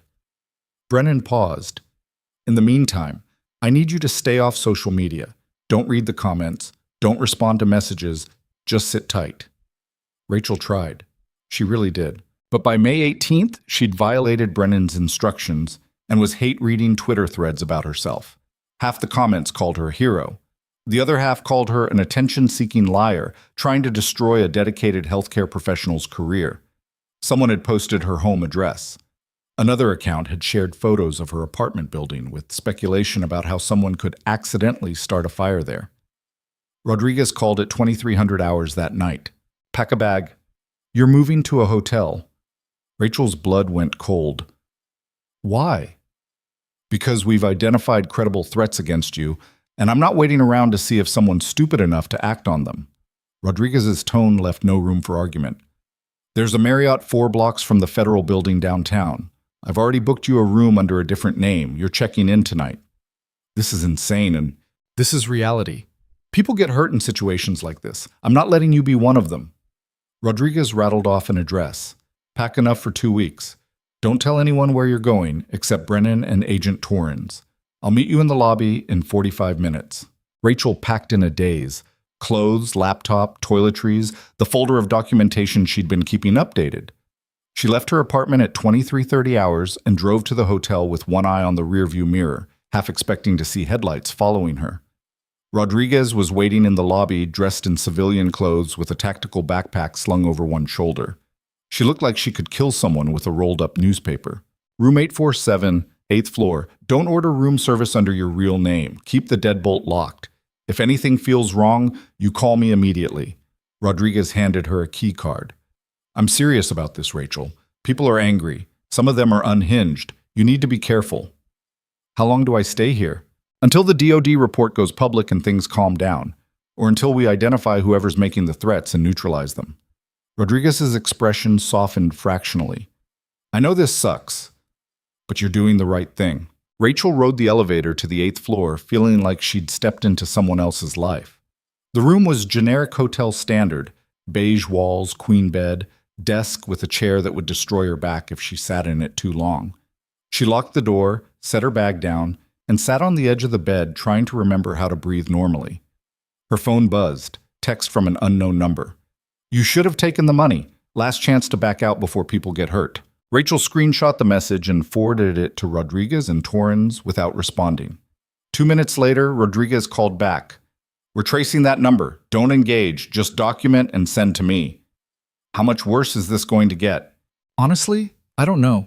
But I've seen cases like this before. Usually the threats are just intimidation. People trying to scare you into silence. Occasionally someone's dumb enough to act on it. Rodriguez paused. You carrying any kind of personal protection? No. Might want to consider it. Pepper spray, personal alarm, something, just in case.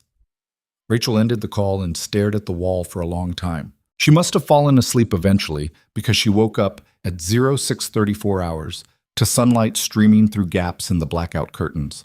Her phone was buzzing with notifications. The DoD Inspector General had released their preliminary report 6 hours ahead of schedule. Rachel opened the document with shaking hands and started reading.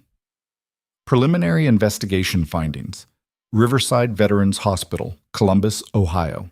After review of documentation, witness testimony, and facility records, this office has identified multiple systematic violations of federal veteran protection statutes, including, but not limited to, failure to provide trauma-informed care to patients with documented PTSD, unauthorized attempts to remove certified service animals from veteran patients, use of physical restraints and forced sedation without proper medical justification, inadequate staff training regarding military service animal protocols, retaliatory actions against staff members who reported concerns. Of particular concern are cases involving 6 veterans admitted between November of 2024 and April 2025, who experienced similar patterns of mistreatment.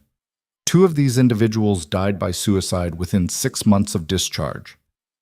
This office is recommending immediate remedial action, including mandatory staff retraining, policy revisions, and potential loss of VA facility certification pending further review. Rachel's hands were shaking by the time she finished reading. The report went on for 47 pages, documenting everything with clinical precision. Names were redacted, but anyone familiar with the case would know exactly who they were talking about. Her phone rang. Brennan, you read it? Yes. Congratulations. You just changed the entire veteran care system in Ohio. Brennan's voice carried grim satisfaction. Riverside's legal team is going to be in full panic mode. The board is probably having an emergency meeting right now, and Sharon Mercer's career is effectively over. What happens next? Now we negotiate from a position of strength. They're going to offer you a much bigger settlement, probably $500,000, and they're going to beg you not to file a civil suit. We're going to turn them down and file anyway. Because this isn't just about you anymore. This is about making sure no other veteran gets treated the way Ethan Cross did. Rachel closed her eyes. When do we file? Monday morning, 900 hours. I'll need you at my office by 8:30 to review the final paperwork. Brennan paused. After that, there's no going back. You ready? I've been ready since the day I met Ethan. Good answer. The weekend passed in a blur of news coverage and phone calls. Veteran organizations started holding press conferences demanding accountability. Former Riverside employees began coming forward with their own stories of being pressured to ignore warning signs or cover up incidents. The hospital's PR machine went into overdrive, releasing statements about commitment to improvement and cooperation with investigators. Sharon Mercer was notably absent from all of it. On Sunday afternoon, Rachel got a call from a number she didn't recognize, but Virginia area code. Hello? Nurse Donovan? It's Ethan Cross. Rachel sat up straight. Sergeant Cross, how are you? Better. A lot better, actually. His voice sounded different, steadier, less hollow. I wanted to call and thank you for everything. Rodriguez showed me the DOD report. I can't believe you did all that. I just told the truth. Yeah, well, most people don't have the guts to do that. He paused. Havoc's doing really well. They've got him in a program here with other retired MWDs. He's actually relaxing for the first time in years. It's good to see. Rachel felt her throat tighten. I'm glad. Listen, I know you're dealing with a lot of blowback right now. I know Riverside's trying to destroy you. If you need anything, money, a place to stay, someone to testify on your behalf, you tell me.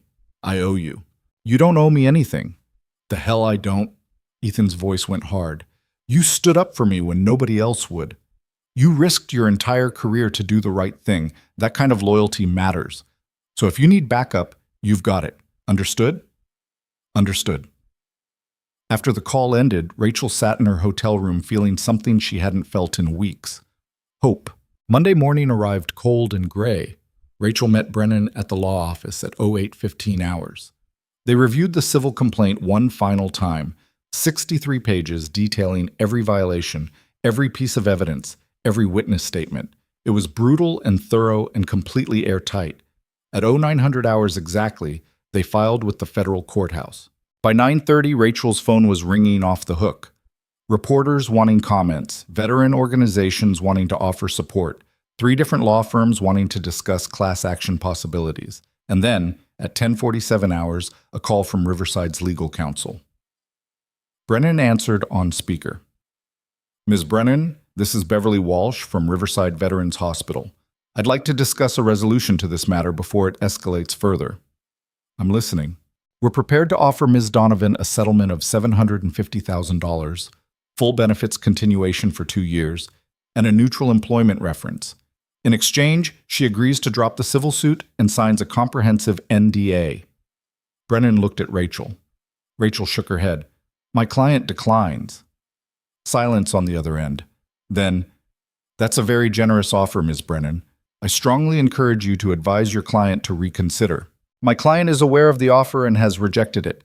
We're proceeding with litigation. If you do this, we will fight. We have resources you can't match. We'll drag this out for years. By the time it's over, Ms. Donovan will be broke and unemployable. Then I guess we'll see you in court. Brennan ended the call. Rachel felt strangely calm. How long until trial? 8 to 12 months, maybe longer if they file for delays. Brennan smiled. But here's the thing. Every day this stays in the news, more damage it does to their reputation. Every veteran who comes forward with their own story makes their position weaker. They're going to lose revenue, they're going to lose certification, and they're going to lose staff who don't want to work for an organization under federal investigation. So we're winning. We're winning. Brennan leaned back in her chair. Now comes the hard part. Living with the consequences. She wasn't wrong. Over the next 2 weeks, Rachel watched her entire professional life disintegrate. Her nursing license was placed under review by the state board, a clear retaliation move orchestrated by people with connections. Former coworkers gave interviews painting her as difficult and insubordinate. Someone leaked her employment file to a local blogger who published selective excerpts designed to make her look unstable. The hate mail got worse. So did the threats. Rodriguez assigned her a security detail, a retired Marine named Catherine Voss, who followed Rachel everywhere and looked like she could bench press a car. Having a bodyguard made Rachel feel simultaneously safer and more paranoid. On May 28th, the postponed employment hearing finally happened. Rachel sat in a conference room with Brennan, while Sharon Mercer and 3 hospital attorneys presented their case for termination. They cited insubordination, policy violations, and conduct unbecoming of a healthcare professional. Brennan tore them apart in under 90 minutes. She presented the DOD report. She played audio recordings of Sharon ordering staff to sedate Ethan before removing Havoc. She showed email chains proving the hospital knew about the federal protections and chose to ignore them anyway. By the end, Sharon looked like she'd aged 10 years. The panel ruled in Rachel's favor, no termination. full reinstatement with back pay, and a formal written apology from the hospital administration. Rachel walked out of that building feeling like she'd just won a war. She was wrong. The real war started 3 days later when someone firebombed her apartment building. Rachel was at the hotel when she got the call from her landlord at 0247 hours. She threw on clothes and drove to her building with Catherine Voss following in a separate vehicle. By the time they arrived, fire trucks had the blaze mostly contained, but the damage was catastrophic.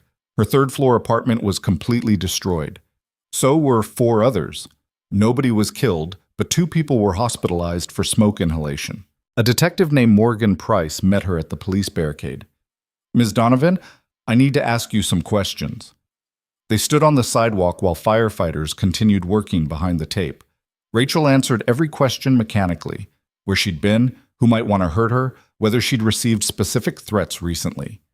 "We found accelerant residue at 3 separate ignition points," Detective Price said.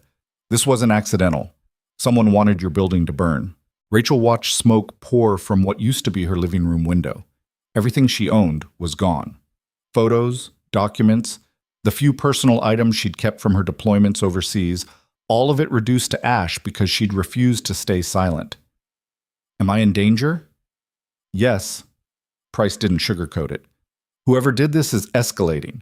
Arson is a significant step up from threatening texts. You need to take this seriously." Catherine Voss stepped closer. "She's already under protection. I'm increasing security protocols effective immediately." Price handed Rachel a card. "If you remember anything else, call me directly, day or night." Rachel took the card with numb fingers. By morning, the story was everywhere. Whistleblower nurse targeted in arson attack. The media coverage exploded. Veteran groups organized rallies. Social media erupted with support and condemnation in equal measure. And then, at 15:34 hours on May 31st, Sharon Mercer was arrested. Rachel was in Brennan's office when the news broke. They watched the footage together, police leading Sharon out of the hospital in handcuffs while cameras flashed. Her perfectly styled hair was disheveled. Her face was blank with shock. "They found communications between her and a private security contractor," Brennan said quietly. "Text messages discussing removing obstacles and neutralizing threats. The contractor they hired turned out to be the guy who firebombed your building. He flipped the second police brought him in." Rachel couldn't speak. "Sharon Mercer is going to prison," Brennan continued. "Attempted murder, arson, conspiracy, witness intimidation. She's looking at 20 years minimum, and Riverside is finished. The board announced an hour ago that they're shutting down the psychiatric unit entirely pending restructuring." Rachel sat down before her legs gave out. "It's over?" "The criminal case is over. Sharon's done. But our civil suit is still active. We're going after the hospital administration, the board of directors, everyone who enabled this." Brennan's expression was fierce. "We're going to make sure this never happens again." Rachel's phone buzzed. Text from Ethan Cross. "Just heard about the arrest. You okay?" She typed back with shaking hands. "I think so. Still processing." The response came immediately. "You saved my life. Never forget that. Whatever happens next, you've got people who have your back." Rachel closed her eyes and let herself cry for the first time since this entire nightmare started. When she finally pulled herself together, Brennan was watching her with something like respect. "You did it," the attorney said softly. "Against every possible odd, you actually won." Rachel wiped her eyes. "Doesn't feel like winning." "It never does. Not at first." Brennan stood up and walked to the window overlooking downtown Columbus. "But 10 years from now, some veteran is going to walk into a hospital and get the care they deserve because of what you did. They'll never know your name. They'll never know what it cost you, but they'll be alive because you refused to back down." Rachel thought about Ethan sitting in room 412, exhausted and alone and forgotten by everyone who should have protected him. She thought about the 2 veterans who hadn't survived their stays at Riverside. She thought about Havoc lying beside the bed, the only thing standing between his handler and complete collapse. And she thought about the fact that it had taken one nurse with nothing to lose to expose a system that had been failing people for years. "What happens to me now?" Rachel asked. Brennan turned away from the window. "That depends. What do you want?" Rachel took a long breath. "I want to work again. I want to help people. I want to make sure this matters. Then that's what we'll do." Brennan smiled. I've got contacts at Walter Reed and VA hospitals across the country, places that actually value nurses who give a damn, places where your reputation as a whistleblower makes you an asset instead of a liability. You're not going to work in Columbus again, but you're not done nursing. When? Soon. First we finish the civil trial. Then we figure out what's next. Brennan walked back to her desk and pulled out a file folder. In the meantime, DOD wants to give you something. She slid the folder across the desk. Rachel opened it and found an official-looking certificate with Department of Defense letterhead. In recognition of exceptional courage and dedication in protecting the rights and dignity of America's veterans, the Department of Defense hereby awards Rachel Donovan the Secretary of Defense Medal for Valor. Her actions exemplify the highest standards of integrity and service. Below that was a letter signed by Colonel Marcus Webb. Chief Cross told me you don't think you did anything special. He's wrong. You did what most people are too afraid to do. You saw someone who needed help and you helped them, even when it meant risking everything. That kind of courage is rare. The military takes care of its own. That includes people who take care of us. Rachel stared at the documents until the words blurred. She'd lost her apartment, her job security, her sense of safety. She'd been threatened, investigated, and nearly killed. Her professional reputation in Columbus was destroyed. She'd probably never work in this city again. But she'd also saved a man's life, exposed systematic abuse, changed policy for thousands of veterans across the state. And somewhere in Virginia, a retired combat dog named Havoc was sleeping peacefully for the first time in years because one nurse had refused to look the other way. Maybe that was enough. Rachel was putting the certificate back in the folder when her phone rang. Unknown number. She almost didn't answer. Ms. Donovan, this is Captain James Mitchell. We met at Riverside. I remember. How can I help you, Captain? I'm calling because Chief Cross asked me to reach out. There's something you need to know. Mitchell's voice dropped lower. 3 days ago, we received intelligence that Sharon Mercer wasn't working alone. She had help from someone higher up the chain, someone with access to resources beyond what a hospital director should have. Rachel felt ice spreading through her chest. What are you saying? I'm saying the person who ordered your apartment burned is in custody, but the person who paid for it isn't. Rachel's grip tightened on the phone. Who? We don't have a name yet, but we've traced financial transactions through 3 shell companies back to a medical consulting firm based in Chicago. The firm has contracts with 12 different hospitals across the Midwest, including Riverside. Mitchell paused. They specialize in risk management and reputation protection, the kind of work that sometimes crosses legal lines. You're telling me someone hired professionals to intimidate me? Or worse, Sharon Mercer didn't have the resources or connections to organize what happened to you. Someone bankrolled this operation and they're still out there. Mitchell's voice carried an edge now. Agent Torrens is working with FBI Financial Crimes Unit to trace the money. In the meantime, you need to stay protected. Rachel looked at Catherine Voss standing near the office door, hand resting casually near the concealed weapon at her hip. I've got security. Keep it that way. And Rachel? Mitchell's tone softened slightly. Chief Cross wanted me to tell you he's coming back to Columbus. He wants to testify at the civil trial. He says you stood for him when it mattered, and now it's his turn. The call ended before Rachel could respond. Brennan was watching her with sharp eyes. What was that about? Rachel relayed the conversation. By the time she finished, Brennan's expression had gone from concern to coldly analytical. A consulting firm. Brennan pulled out her laptop and started typing. That makes sense, actually. Riverside's board would have wanted plausible deniability. They hire a firm to handle their problem. The firm subcontracts to people willing to get their hands dirty, and the board can claim they had no knowledge of illegal activity. Can we prove it? If Torrens and the FBI can follow the money trail, yes. Brennan's fingers flew across the keyboard. But this changes our strategy. We're not just going after one hospital anymore. We're potentially looking at a conspiracy involving multiple parties across state lines. That's federal RICO territory. Rachel felt lightheaded. I just wanted to help a veteran keep his dog. And now you've exposed something much bigger. Brennan looked up from her screen. Corporate entities that protect institutional interests by any means necessary, including violence. If this goes where I think it's going, you're not just changing veteran care policy. You're potentially bringing down an entire network of corruption. I don't want to bring down a network. I just want to go back to nursing. Too late for that. Brennan's expression wasn't unsympathetic, just realistic. You opened this door, now we have to walk through it. Over the next 72 hours, Agent Torrens and the FBI Financial Crimes Unit worked with the kind of focused intensity that Rachel had only seen in combat zones. They traced payments from Riverside's operating accounts to a Chicago firm called Strategic Healthcare Solutions. From there, the money moved through two shell companies registered in Delaware before landing in the account of a private security contractor based in Cincinnati, the same contractor who'd hired the man currently in custody for the arson.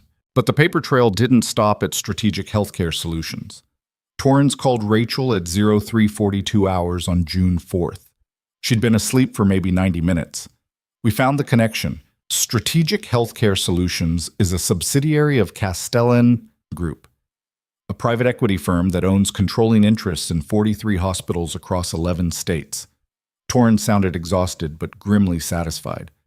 Including Riverside. Rachel sat up in the hotel bed. Private equity owns the hospital? Bought it in 2021, standard leveraged buyout. They loaded Riverside with debt, cut costs everywhere they could, and started running it for maximum profit extraction. Torrens paused. When you expose the veteran care violations, you threaten their revenue stream. The DoD investigation put their VA certification at risk. That's 30% of annual income gone. So they activated their risk management subsidiary to neutralize the threat. Me. You. Torrens' voice hardened. We've got emails now. Internal communications between Castellan executives discussing eliminating problematic personnel and containing damage through alternative channels. The language is carefully coded, but the intent is clear. Rachel felt cold spreading through her chest. How high does this go? All the way to the top. CEO of Castellan Group is a man named Preston Whitmore, Harvard MBA, former McKinsey consultant, currently on the board of 3 major healthcare industry associations. He signed off on the payments to Strategic Healthcare Solutions. Torrens let that sink in. We're building a case for conspiracy to commit assault, witness intimidation, and attempted murder. Federal prosecutors are getting involved. This is going to be big. When? Soon. But I need you to understand something, Rachel. These people have resources we can barely comprehend. They're going to fight with everything they have. They'll hire the best lawyers money can buy. They'll drag this out for years if they can. And they're going to try to destroy you in the process. They already tried to kill me. How much worse can it get? A lot worse. Trust me. The call ended. Rachel sat in the darkness of her hotel room and tried to process what she'd just learned. She'd thought this was about one hospital, one corrupt director, one failed system. But it wasn't. It was about an entire industry structured around profit over care, where patients were revenue streams and whistleblowers were threats to be eliminated. Catherine Voss knocked on the connecting door between their rooms. You okay? No. Good. Scared keeps you sharp. Catherine walked in carrying 2 cups of coffee from the hotel lobby. Heard your phone ring. Bad news? Rachel took the coffee and filled her in. Catherine listened without interrupting, her expression growing progressively darker. Private equity, Catherine said when Rachel finished. Of course, I've seen this before. They buy up hospitals, strip out everything that isn't immediately profitable, then squeeze the staff and patients for every dollar they can extract. When someone pushes back, they crush them. You sound like you have experience with this. I do. My sister worked at a hospital in Michigan that got bought by a private equity firm. They cut nursing staff by 40%, eliminated benefits, and started pressuring doctors to prioritize billing codes over patient care. When my sister reported safety violations, they fired her and blacklisted her across the entire state. Catherine's jaw tightened. She ended up leaving nursing entirely. Last I heard, she was working retail in Detroit. Rachel thought about the 2 veterans who died after leaving Riverside. About Ethan sitting in room 412, being treated like a problem instead of a person. About all the other patients who'd suffered because institutions cared more about profit margins than human beings. This has to stop. Then we make sure it does. Catherine raised her coffee cup in a mock toast. But first, we keep you alive long enough to testify. The civil trial was scheduled to begin on June 15th. That gave them 11 days to prepare while the federal investigation into Castellan Group continued running parallel. Brennan worked 18-hour days gathering evidence and deposing witnesses. Agent Torrens coordinated with FBI and DOD investigators to build the criminal case. And Rachel lived in a hotel room with a bodyguard, watching her entire life play out on national news. The media coverage intensified as details of the Castellan connection emerged. Veteran advocacy groups organized protests outside private equity offices in New York. Former hospital employees from facilities across the country started coming forward with their own stories of cost-cutting measures that endangered patients. Congressional representatives began calling for hearings on private equity ownership of healthcare facilities. Preston Whitmore gave exactly one interview to the Wall Street Journal, where he denied any knowledge of illegal activity and claimed strategic healthcare solutions operated independently with full autonomy. The article painted him as a successful businessman, being unfairly targeted by activists with an anti-corporate agenda. Brennan read the article and laughed. He just made our case easier. We've got emails with his signature authorizing the payments. He's lying under oath to a major publication. That's going to look great in front of a jury. On June 9th, 6 days before trial, Ethan Cross arrived in Columbus. Rachel met him at a secure location, a conference room at the federal building downtown with Agent Torrens present. Ethan looked different than she remembered. Still lean and wiry, still carrying that military bearing, but something in his face had eased. The 1,000-yard stare was gone. He looked present in a way he hadn't been at Riverside. Havoc was with him, moving with smooth confidence at his handler's side. The dog's coat was glossy and healthy. His eyes were alert but calm. "Sergeant Cross," Rachel said. "It's just Ethan now." He crossed the room and did something Rachel didn't expect. He pulled her into a brief, fierce hug. "Thank you. For everything." Rachel's throat tightened. "How are you doing?" "Better, a lot better." Ethan gestured to Havoc. "They've got him in a program with other retired MWDs. He's learning how to be a normal dog again. Well, as normal as a dog who's been to Afghanistan 3 times can be." "And you?" "Therapy. Actual trauma-informed therapy from people who understand what I went through. It's helping." Ethan's expression grew serious. "I heard about what happened to your apartment and about the people behind it. I'm here to make sure they pay for it." Agent Torrens stepped forward. "Chief Cross's testimony is going to be critical.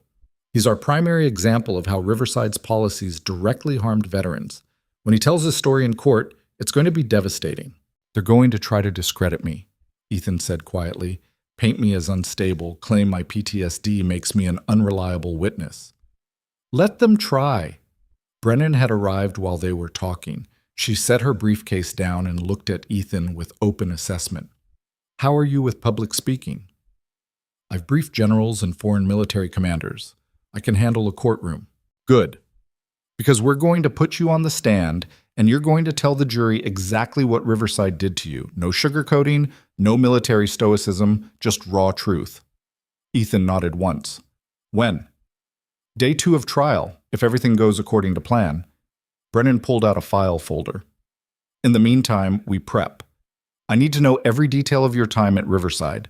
Every conversation, every interaction, every time someone made you feel less than human." They spent 4 hours going through Ethan's testimony.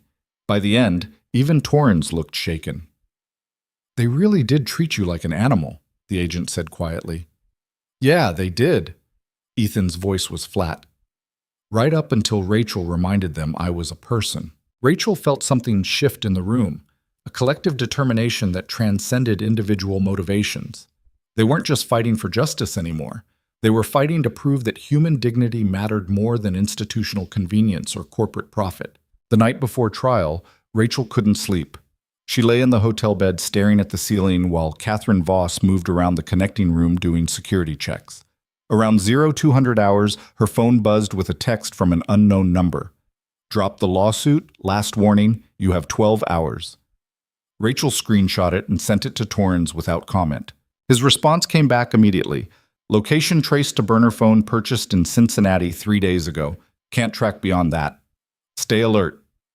Rachel set the phone down and tried to slow her racing heart. Whoever was behind this wasn't giving up. Even with Sharon Mercer in custody, even with the FBI building a case against Castellan Group, someone out there still thought they could intimidate her into silence. They were wrong. June 15th arrived with heavy clouds and humidity that made the air feel thick. Rachel dressed in the professional clothing Brennan had helped her select.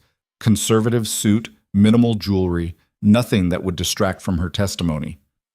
Catherine drove her to the courthouse with 2 additional security personnel following in a second vehicle. The scene outside was chaos. News vans lined the street. Protesters from veteran organizations held signs demanding accountability. Counter-protesters hired by pro-corporate groups held signs defending private equity's role in healthcare. Police had set up barriers to keep the 2 groups separated. Rachel walked through the gauntlet with Catherine at her side, ignoring shouted questions from reporters. Inside the courtroom, everything felt smaller and more intimate than she'd expected. The jury box was empty. They'd spend the morning on selection. Riverside's legal team occupied a table on the right, 4 attorneys in expensive suits, looking confident. Brennan sat alone at the plaintiff's table, organized files stacked neatly in front of her. Rachel took her seat beside Brennan, while Catherine positioned herself near the back of the courtroom. "You ready?" Brennan asked quietly. "No." "Good." Nervous witnesses are believable witnesses. Brennan's expression was calm. "Remember what we practiced. Answer the questions clearly. Don't volunteer information. If you don't know something, say so, and most importantly, tell the truth. That's our weapon." The judge entered, a woman in her 60s named Helena Cortez with a reputation for running an efficient courtroom. Everyone stood until she took her seat. "Be seated. We're here for Donovan versus Riverside Veterans Hospital and associated parties. Before we begin jury selection, I want to address something."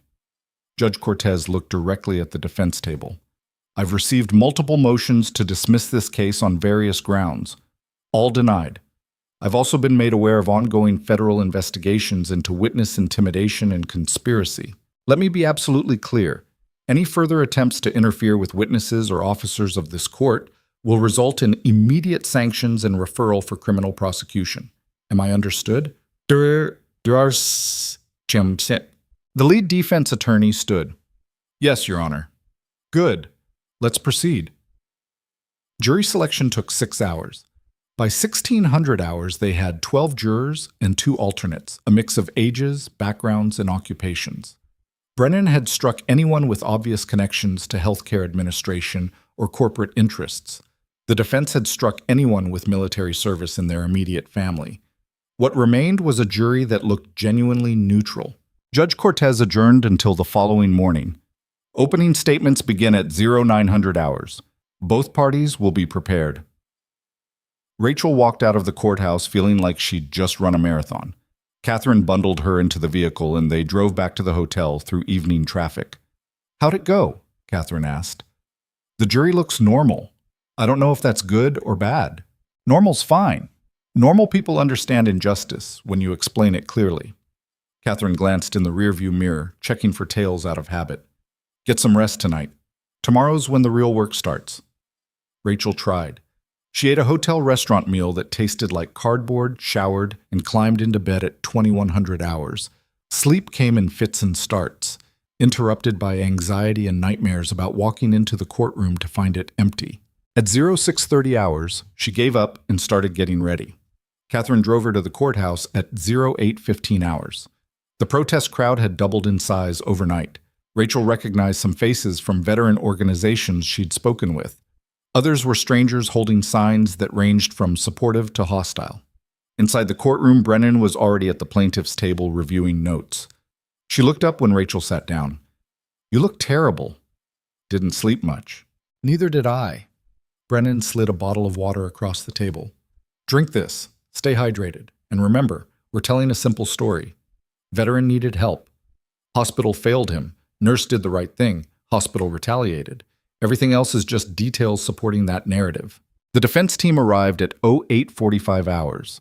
Their lead attorney was a man named Gerald Hawthorne, who looked like he'd stepped out of a corporate law recruitment poster. Silver hair, perfect suit, expression of absolute confidence. He made eye contact with Rachel once and smiled. It wasn't friendly. At 0900 hours exactly, Judge Cortez entered. Everyone rose. Opening statements. "Ms. Brennan, you may proceed." Brennan stood and buttoned her jacket. She walked to the jury box and looked at each juror individually before speaking. This case is about a nurse who did her job and a hospital that tried to destroy her for it. The facts are straightforward. Rachel Donovan is a combat veteran who served as a medic in Afghanistan. When she was assigned to care for Ethan Cross, a decorated special operations soldier suffering from PTSD, she recognized that he needed trauma-informed care. She advocated for him when others dismissed him as difficult or dangerous, and when hospital administration tried to separate Mr. Cross from his certified service dog in violation of federal law, Nurse Donovan refused to participate. Brennan paused, letting that sink in. For doing her job correctly, for following the law, for protecting a veteran's rights, she was threatened, investigated, placed on administrative review, and ultimately targeted for elimination. Someone firebombed her apartment building. She lost everything she owned. 2 of her neighbors were hospitalized, all because she refused to look the other way when she saw injustice. One juror, an older black woman in the front row, was already nodding. The defense is going to tell you this case is complicated. They're going to talk about hospital policies and administrative procedures and risk management protocols. They're going to try to make you forget that at the center of this case are 2 very simple questions. Did Rachel Donovan do the right thing? And should she have been punished for it? Brennan returned to her seat.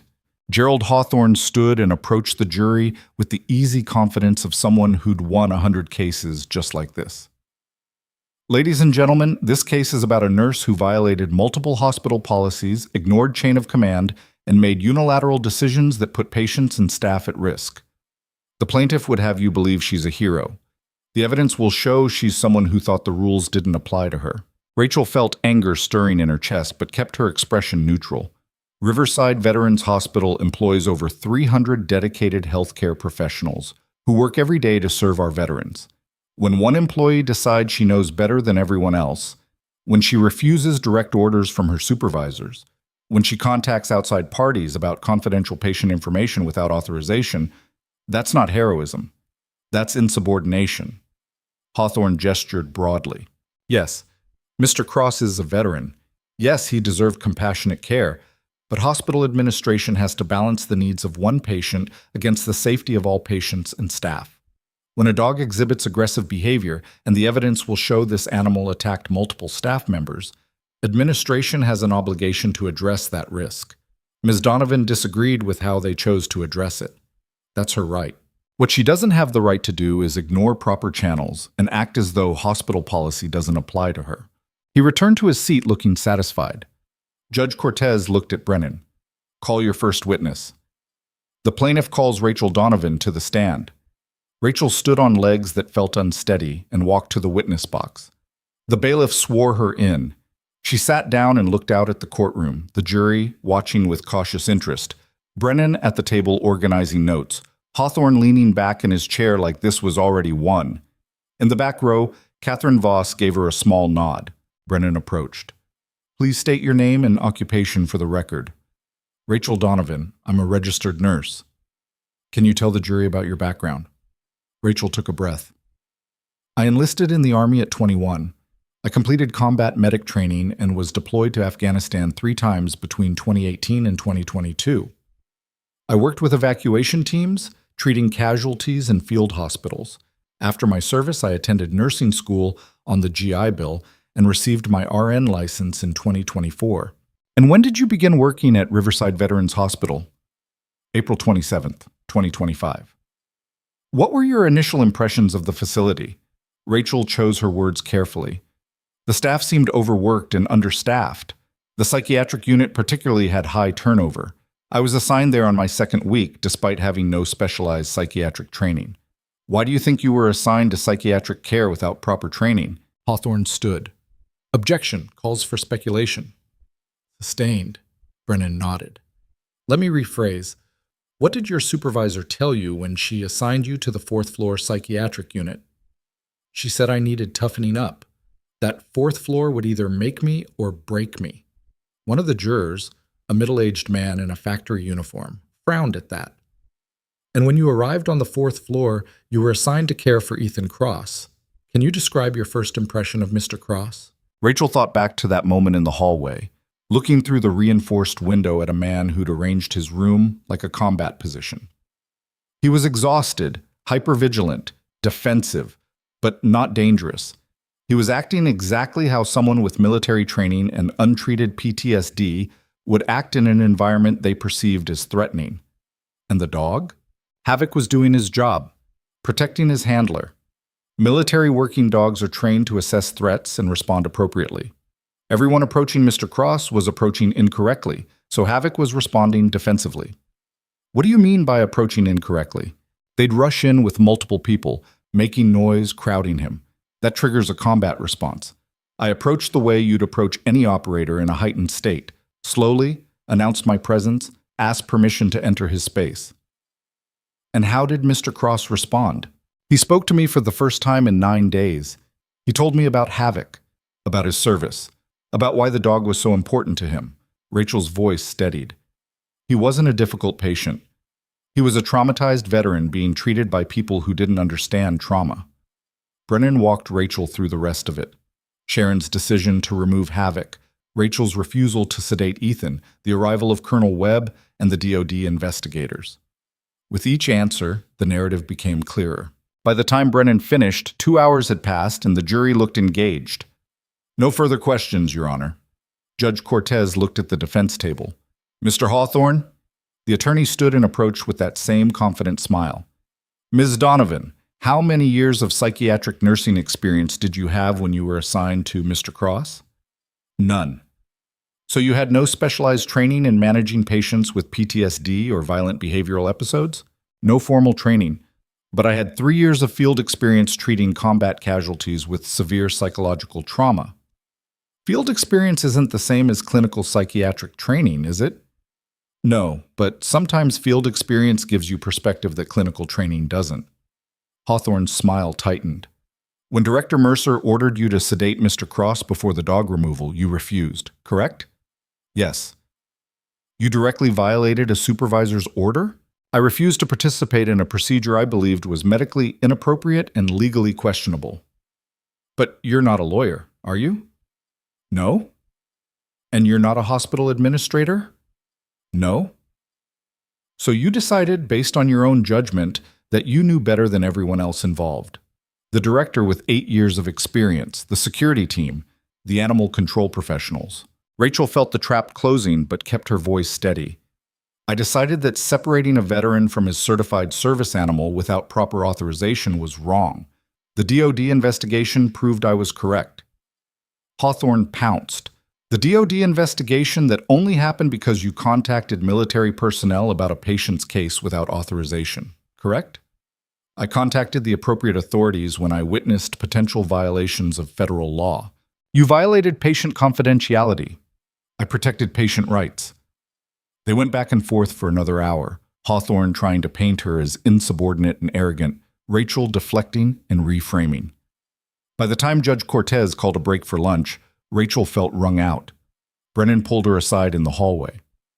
You did well. He's trying to make you look like a loose cannon, but you're coming across as principled. That plays well with juries. It doesn't feel like I did well. That's because cross-examination is designed to feel like an attack. But trust me, you're winning. Brennan glanced at her phone. Torrens just texted. Federal prosecutors are filing charges against Preston Whitmore and 3 Castellan executives this afternoon. Conspiracy, witness tampering, the whole package. Rachel felt something loosen in her chest. They're actually doing it? They're actually doing it. Brennan smiled. By tomorrow morning, this won't just be about one hospital. It'll be about an entire system of corporate corruption, and you'll be the person who exposed it. The afternoon session resumed at 1300 hours. Hawthorne continued his cross-examination, but the energy had shifted. News of the federal charges had reached the courtroom. People were checking phones. The defense team looked rattled. When Hawthorne finally finished, Judge Cortez looked at Brennan. Redirect? Just one question, Your Honor. Brennan approached Rachel. Knowing everything you know now, the retaliation, the investigation, the loss of your home, all of it, would you make the same choice again? Rachel didn't hesitate. Yes. Why? Because Ethan Cross deserved someone who saw him as a person instead of a problem. And because if I'd stayed silent, nothing would have changed. More veterans would have been hurt. Maybe more would have died. Rachel looked directly at the jury. I became a nurse to help people. Sometimes helping people means standing up when everyone else wants you to sit down. The courtroom went quiet. No further questions. Judge Cortez adjourned until the following morning. Rachel walked out of the courthouse into a media storm. News about the federal charges had broken while they were in session. Reporters were shouting questions about Castellan Group, about Preston Whitmore, about whether this was the biggest healthcare corruption scandal in a decade. Catherine got Rachel to the vehicle and they drove away while camera flashes exploded behind them. Back at the hotel, Rachel collapsed on the bed and stared at the ceiling. Her phone buzzed constantly with notifications. Messages of support from veteran organizations, interview requests from major news outlets, even a call from a literary agent asking if she'd considered writing a book about her experience. She ignored all of it. Around 1900 hours, someone knocked on her door. Catherine checked the peephole and then opened it. Ethan Cross walked in with Havoc at his side. "Heard you did good today," he said. "Felt like I got beat up." "That's court, designed to make you feel small." Ethan sat down in the chair by the window. Havoc settled at his feet. "I'm on the stand tomorrow. Brennan spent all afternoon prepping me. Apparently I'm going to destroy them." "You nervous?" "Terrified. I've breached terrorist compounds with less anxiety than I feel right now." He smiled slightly. "But I'm doing it anyway. Because you did it for me first." They sat in comfortable silence for a while. Eventually Ethan stood to leave. "One more thing," he said at the door. "Federal prosecutors want me to testify in the criminal case too, against the Castellan executives. They're building a RICO case, organized criminal enterprise operating through legitimate business structures. If it works, this could change how private equity operates in healthcare nationwide." Rachel looked at him. "Are you going to do it?" "Yeah, I am." Ethan's expression was determined. "Because this isn't just about us anymore. It's about everyone who got hurt and everyone who might get hurt if nothing changes.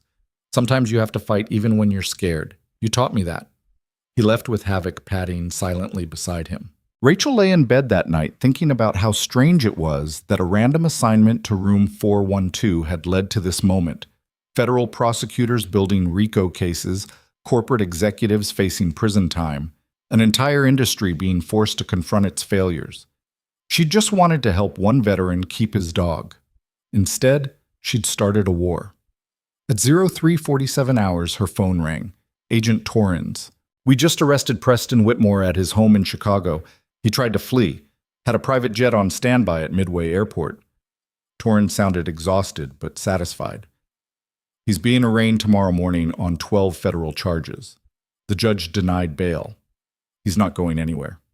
Rachel closed her eyes. "It's really over?" "The arrests are over. The trials are just beginning." Torrens paused. "But yeah, the people who tried to kill you are either in custody or about to be. You're safe now." She should have felt relief. Instead, she felt empty. The next morning, Ethan Cross took the stand and told his story. He described his service, his injuries, his struggles with PTSD. He described Havoc and what the dog meant to him. And he described his time at Riverside. The isolation, the fear, the constant sense that nobody understood or cared. Then he described meeting Rachel. "She walked into that room and the first thing she did was ask my permission.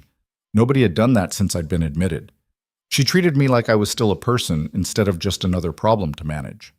Ethan's voice was steady, but emotion flickered beneath it. "When they tried to take Havoc, she put her career on the line to stop them.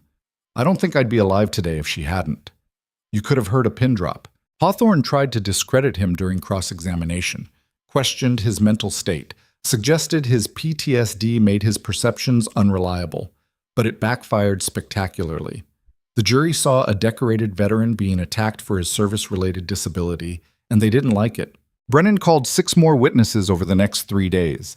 Security guards who'd witnessed the confrontation. Other nurses who testified about the hostile work environment. A DOD psychiatrist who explained trauma-informed care and why Riverside's approach was harmful.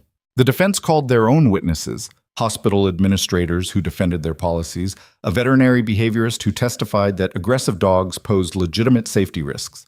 But it all felt hollow against the weight of evidence Brennan had assembled. On June 22nd, both sides delivered closing arguments. Brennan was devastating. She walked the jury through every violation, every piece of evidence, every moment where the hospital had chosen institutional protection over patient care. She ended by projecting a photo on the courtroom screen, Ethan and Havoc together, taken after his extraction. This is what we're fighting for, not abstract principles or corporate policies. Human beings and the right to be treated with dignity. The defense wants you to believe this case is complicated. It's not. They hurt people. They tried to silence the person who exposed them, and now they need to be held accountable. The jury deliberated for 11 hours. At 16:47 hours on June 23rd, they returned with a verdict: guilty on all counts. The courtroom erupted. Veteran organizations cheered. Reporters scrambled for exits to file stories. Judge Cortez had to bang her gavel 3 times to restore order. Damages would be determined in a separate hearing, but Brennan told Rachel they were looking at 8 figures minimum. The hospital would likely declare bankruptcy. Castellan Group's reputation was destroyed. Private equity firms across the country were scrambling to review their healthcare holdings before federal investigators came knocking. Rachel sat at the plaintiff's table and felt tears running down her face. It was over. She'd won. 3 weeks later, Rachel stood in a conference room at the Department of Defense with Colonel Webb, Major Rodriguez, Agent Torrens, and Ethan Cross. A formal ceremony was being held to award her the Secretary of Defense Medal for Valor, the actual physical medal this time, not just the certificate. But before that happened, Torrens pulled her aside. "There's something you need to see." He handed her a folder. Castellan Group's files, seized during the federal raids. Rachel opened it and started reading. What she found made her blood run cold. Riverside wasn't the only facility where veterans had been mistreated. Castellan owned 43 hospitals. In 17 of them, investigators had found similar patterns: aggressive cost-cutting in veteran care, systematic violations of patient rights, and evidence of witness intimidation when people complained. But that wasn't the worst part. The worst part was buried on page 47 of the document. A memo from Preston Whitmore to his executive team, dated 3 months before Rachel had even been hired at Riverside. Risk management for high-cost patient populations. Analysis indicates veteran care programs represent significant liability exposure with minimal profit margins. Recommend systematic reduction of services and acceleration of discharge timelines. Any staff resistance should be addressed through standard HR protocols. Non-compliant employees should be terminated for cause to prevent whistleblower claims. Rachel looked up at Torrens. He planned this, the whole thing. It wasn't just Riverside. No, it was company policy. Torrens' expression was grim. We're finding evidence this goes back years. Dozens of facilities, hundreds of veterans, some alive, some dead, all of them hurt by a system designed to maximize profit by minimizing care. Rachel felt sick. How many people died? We're still counting, but it's more than 2, a lot more. She closed the folder with shaking hands. That evening, after the medal ceremony, after the congratulations and the press interviews and the formal speeches, Rachel sat alone in her hotel room and thought about what came next. Brennan had told her that at least 40 former Riverside employees were filing wrongful termination suits, that veterans from other Castellan facilities were coming forward with their own stories. The congressional hearings were scheduled for September. The war wasn't over. It was just beginning. But for the first time in months, Rachel felt like she could actually breathe. Her phone buzzed. Text from Ethan. "Havoc and I are staying in Columbus for a while. Thought you might want some backup while you figure out what's next." Rachel smiled and typed back, "I'd like that." Another message came through, this one from an unknown number. "Ms. Donovan, this is Dr. Patricia Morrison from Walter Reed Medical Center. Colonel Webb suggested I reach out. We're establishing a new veteran trauma care program, and we need someone to help design protocols, someone who understands both military culture and nursing practice. Interested?" Rachel stared at the message for a long time. Then she started typing a response. Outside her window, the sun was setting over Columbus. Somewhere in the city, federal prosecutors were building cases that would send corporate executives to prison. Somewhere, veterans were reading news coverage and realizing they weren't alone. Somewhere, nurses were watching what had happened to Rachel and finding the courage to speak up about their own facilities. One person couldn't change everything, but one person could start something that couldn't be stopped. Rachel hit send on her message and waited to see what happened next. Dr. Morrison's response came through 40 minutes later while Rachel was still staring at her phone trying to convince herself this was real. Excellent. When can you start? We need someone in Bethesda by August 1st. Housing and relocation covered. Salary negotiable. This program could set the standard for veteran trauma care nationwide. You'd be building something from the ground up. Rachel read it 3 times. Then she called Brennan. They want me at Walter Reed, designing protocols for veteran trauma care. Brennan was quiet for a moment. That's perfect. You'd be doing exactly what you're good at, and you'd have institutional backing instead of fighting against it. I don't know if I can trust institutions anymore. Then change them from the inside. That's what this is. A chance to make sure what happened to Ethan never happens to anyone else. Brennan's voice softened. You've spent 3 months fighting. Maybe it's time to start building. Rachel thought about that after the call ended. Fighting versus building. Tearing down versus creating something better.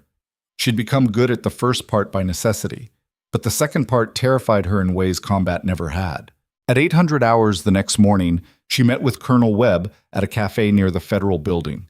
He was in civilian clothes, jeans, and a button-down shirt that made him look less intimidating but no less serious.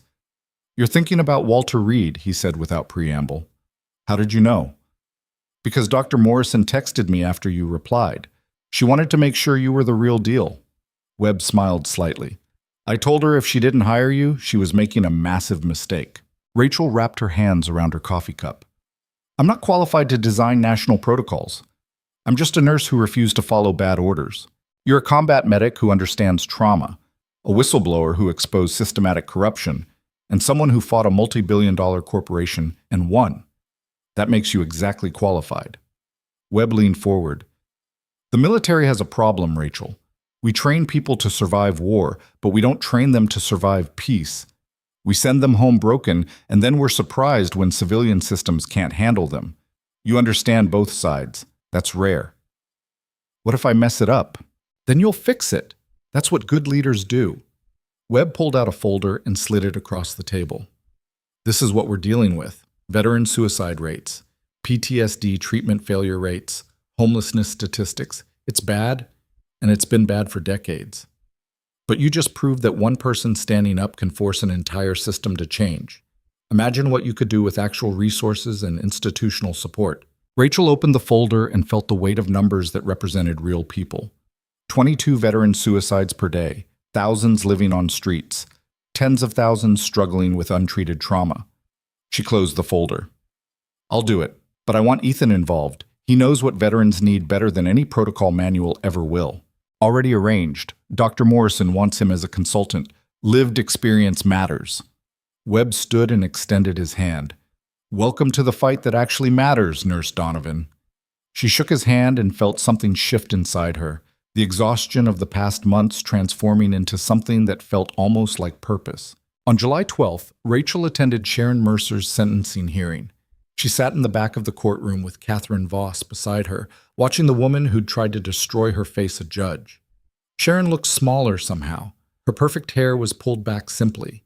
Her clothing was prison-issued. The arrogance that had defined her at Riverside was gone, replaced by something that looked like hollow defeat. The prosecutor read the charges. Conspiracy to commit assault. Witness intimidation. Attempted murder. The evidence was overwhelming. Text messages, financial records, testimony from the contractor she'd hired. Judge Cortez looked at Sharon with an expression that mixed disappointment and disgust. You were in a position of trust. You were supposed to care for people at their most vulnerable. Instead, you weaponized your authority to silence someone who dared to challenge you. 23 years in federal prison, no possibility of parole for 15. Sharon's attorney tried to argue for leniency. The judge cut him off. Your client ordered an arson attack that could have killed multiple people. She's fortunate the charge isn't murder. Cortez's voice was ice. Sentencing stands. They led Sharon away in handcuffs. She looked back once, directly at Rachel, and for a split second something like recognition passed between them. Not forgiveness, not understanding, just the acknowledgement that they'd both made choices and now they were living with the consequences. Rachel felt nothing watching her disappear through the side door. No triumph, no satisfaction, Just the quiet knowledge that justice, when it finally came, was often quieter than people expected. Preston Whitmore's trial began in August, while Rachel was settling into her new position at Walter Reed.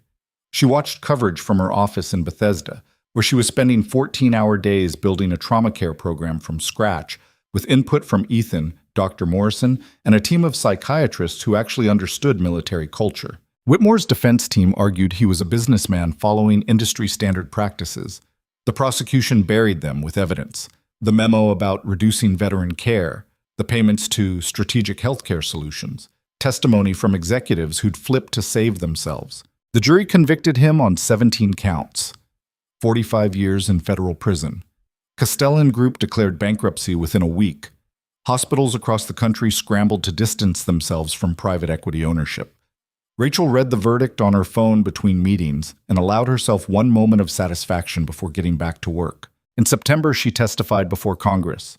The hearing room was packed with media, veteran organizations, and healthcare industry representatives who looked terrified of what she might say. Senator Catherine Walsh from Oregon led the questioning. Ms. Donovan, based on your experience, what would you recommend to prevent situations like Riverside from happening again? Rachel looked at the assembled committee, powerful people who could actually change things if they chose to. Stop treating healthcare like a commodity. Stop allowing profit margins to determine patient care. And start protecting the people who speak up when they see problems. She paused. I lost my home, my job security, and nearly my life because I refused to participate in veteran abuse. That shouldn't be the cost of doing the right thing. If you want to fix the system, make it safe for people to report problems without being destroyed for it. The room erupted in applause. Walsh let it continue for several seconds before gaveling for order. I think we have our answer. This committee will be drafting comprehensive whistleblower protection legislation for healthcare workers. We'll be calling it the Donovan Act. Rachel felt her throat tighten. Legislation named after her. Real change. Not just exposure, but actual policy reform that would protect others who found themselves in impossible situations. After the hearing, she stood on the Capitol steps doing interviews with networks she'd only ever watched on TV. Behind her, veteran organizations held signs with her photo and the words, "Hero for Heroes." She still didn't feel like a hero. She felt like someone who'd done what was necessary and survived the consequences. Ethan found her an hour later sitting alone in a hallway, overwhelmed by the attention. "You good?" he asked. "I don't know what I am. You're someone who changed everything." He sat down beside her. Havoc settled between them, calm and content. "You know how many messages I've gotten in the past month? From veterans saying they're finally getting proper care because facilities are terrified of another Riverside situation? From nurses saying they reported abuse they'd been ignoring because you showed them it was possible? You started something that's going to outlive both of us." Rachel looked at Havoc, at this dog who'd been at the center of everything, and felt something break loose inside her chest. "I just wanted to help you keep your dog." "I know, that's what made it matter." Ethan smiled. "You weren't trying to be a hero or start a movement. You just saw someone who needed help and you helped them. The rest happened because you refused to stop." 3 months later, on a cold November morning, Rachel stood in front of 30 nursing students at Georgetown University. She'd been invited to give a guest lecture on advocacy and healthcare. The students looked young and idealistic, and terrified of the clinical rotations ahead of them. Rachel remembered feeling exactly the same way. "I'm going to tell you something your professors probably won't," she said. "Being a good nurse doesn't mean following every order you're given. Sometimes it means recognizing when orders are wrong and having the courage to push back. You're going to encounter situations where policy conflicts with what's right. When that happens, you have to decide what kind of nurse you want to be." She told them about Ethan, about Room 412, about the choice between career safety and moral courage. "I'm not going to pretend there aren't consequences. I lost almost everything. My apartment burned down. I was unemployed and broke and scared, but I also helped save a man's life and exposed corruption that was hurting hundreds of people. And now I get to build something better." She paused. "So here's my advice. Document everything. Know the law. Find allies. And when you see injustice, don't assume someone else will handle it. Most of the time, that someone has to be you." One student raised her hand. "What if we're too scared?" Rachel thought about standing outside room 412, knowing her career was on the line, about refusing to sedate Ethan when Sharon ordered her to, about the moment she'd decided to fight back instead of taking the settlement money. Being scared is fine. Being too scared to act is how bad systems stay in place. She looked at each of them. You're training to take care of people at their most vulnerable. That's an enormous responsibility. Sometimes it means protecting them from the very institutions that are supposed to help them. If you're not willing to do that, maybe reconsider why you're here. The room was silent. Then one student started clapping. Then another. Within seconds, the entire lecture hall was applauding. Rachel felt tears stinging her eyes, but she kept her expression steady until she could escape to the hallway. Dr. Morrison found her there 10 minutes later. That was quite a speech. I might have been too harsh. You were perfect. Those kids need to hear that nursing isn't just about following protocols. It's about protecting people even when it's hard. Morrison handed her a folder. Speaking of which, we got approval for the program expansion, 6 more facilities adopting our trauma care model, and the VA wants us to train their staff nationwide. Rachel opened the folder and saw Official Department of Veterans Affairs letterhead, implementation timeline, budget allocations, training schedules, real systematic change. We're actually doing this, she said quietly. We're actually doing this because you started it. Morrison smiled. You know what the real victory is? It's not the convictions or the settlements or the legislation. It's that 5 years from now, some veteran is going to walk into a hospital and get treated like a human being because of what you built. They'll never know your name, but they'll benefit from your courage. That evening, Rachel met Ethan at a small restaurant near Walter Reed. They'd fallen into a routine. Dinner once a week to decompress and remind each other why the exhausting work mattered. Havoc was with him, as always. The dog had gained weight and his coat gleamed with health. He still watched doorways and tracked movements, but the desperate edge was gone. He looked like what he was, a retired warrior learning to relax. How was Georgetown? Ethan asked. Intense. I told a room full of nursing students to break rules if they have to. Good. They need to hear it. Ethan cut into his steak. I got a call today from a guy I served with. He's been struggling since he got out. PTSD, homelessness, the whole deal. He saw the news coverage about you in Riverside, said it gave him the courage to reach out for help. He's checking into a treatment program tomorrow. Rachel felt her chest tighten. Because of the news? Because you showed him that someone gives a damn. That the system can be fought and beaten. That he's not alone. Ethan looked at her directly. You saved my life in that hospital room. But you saved his life too, and you've never even met him. That's what this means. They ate in comfortable silence for a while. Through the restaurant window, Rachel could see people walking past.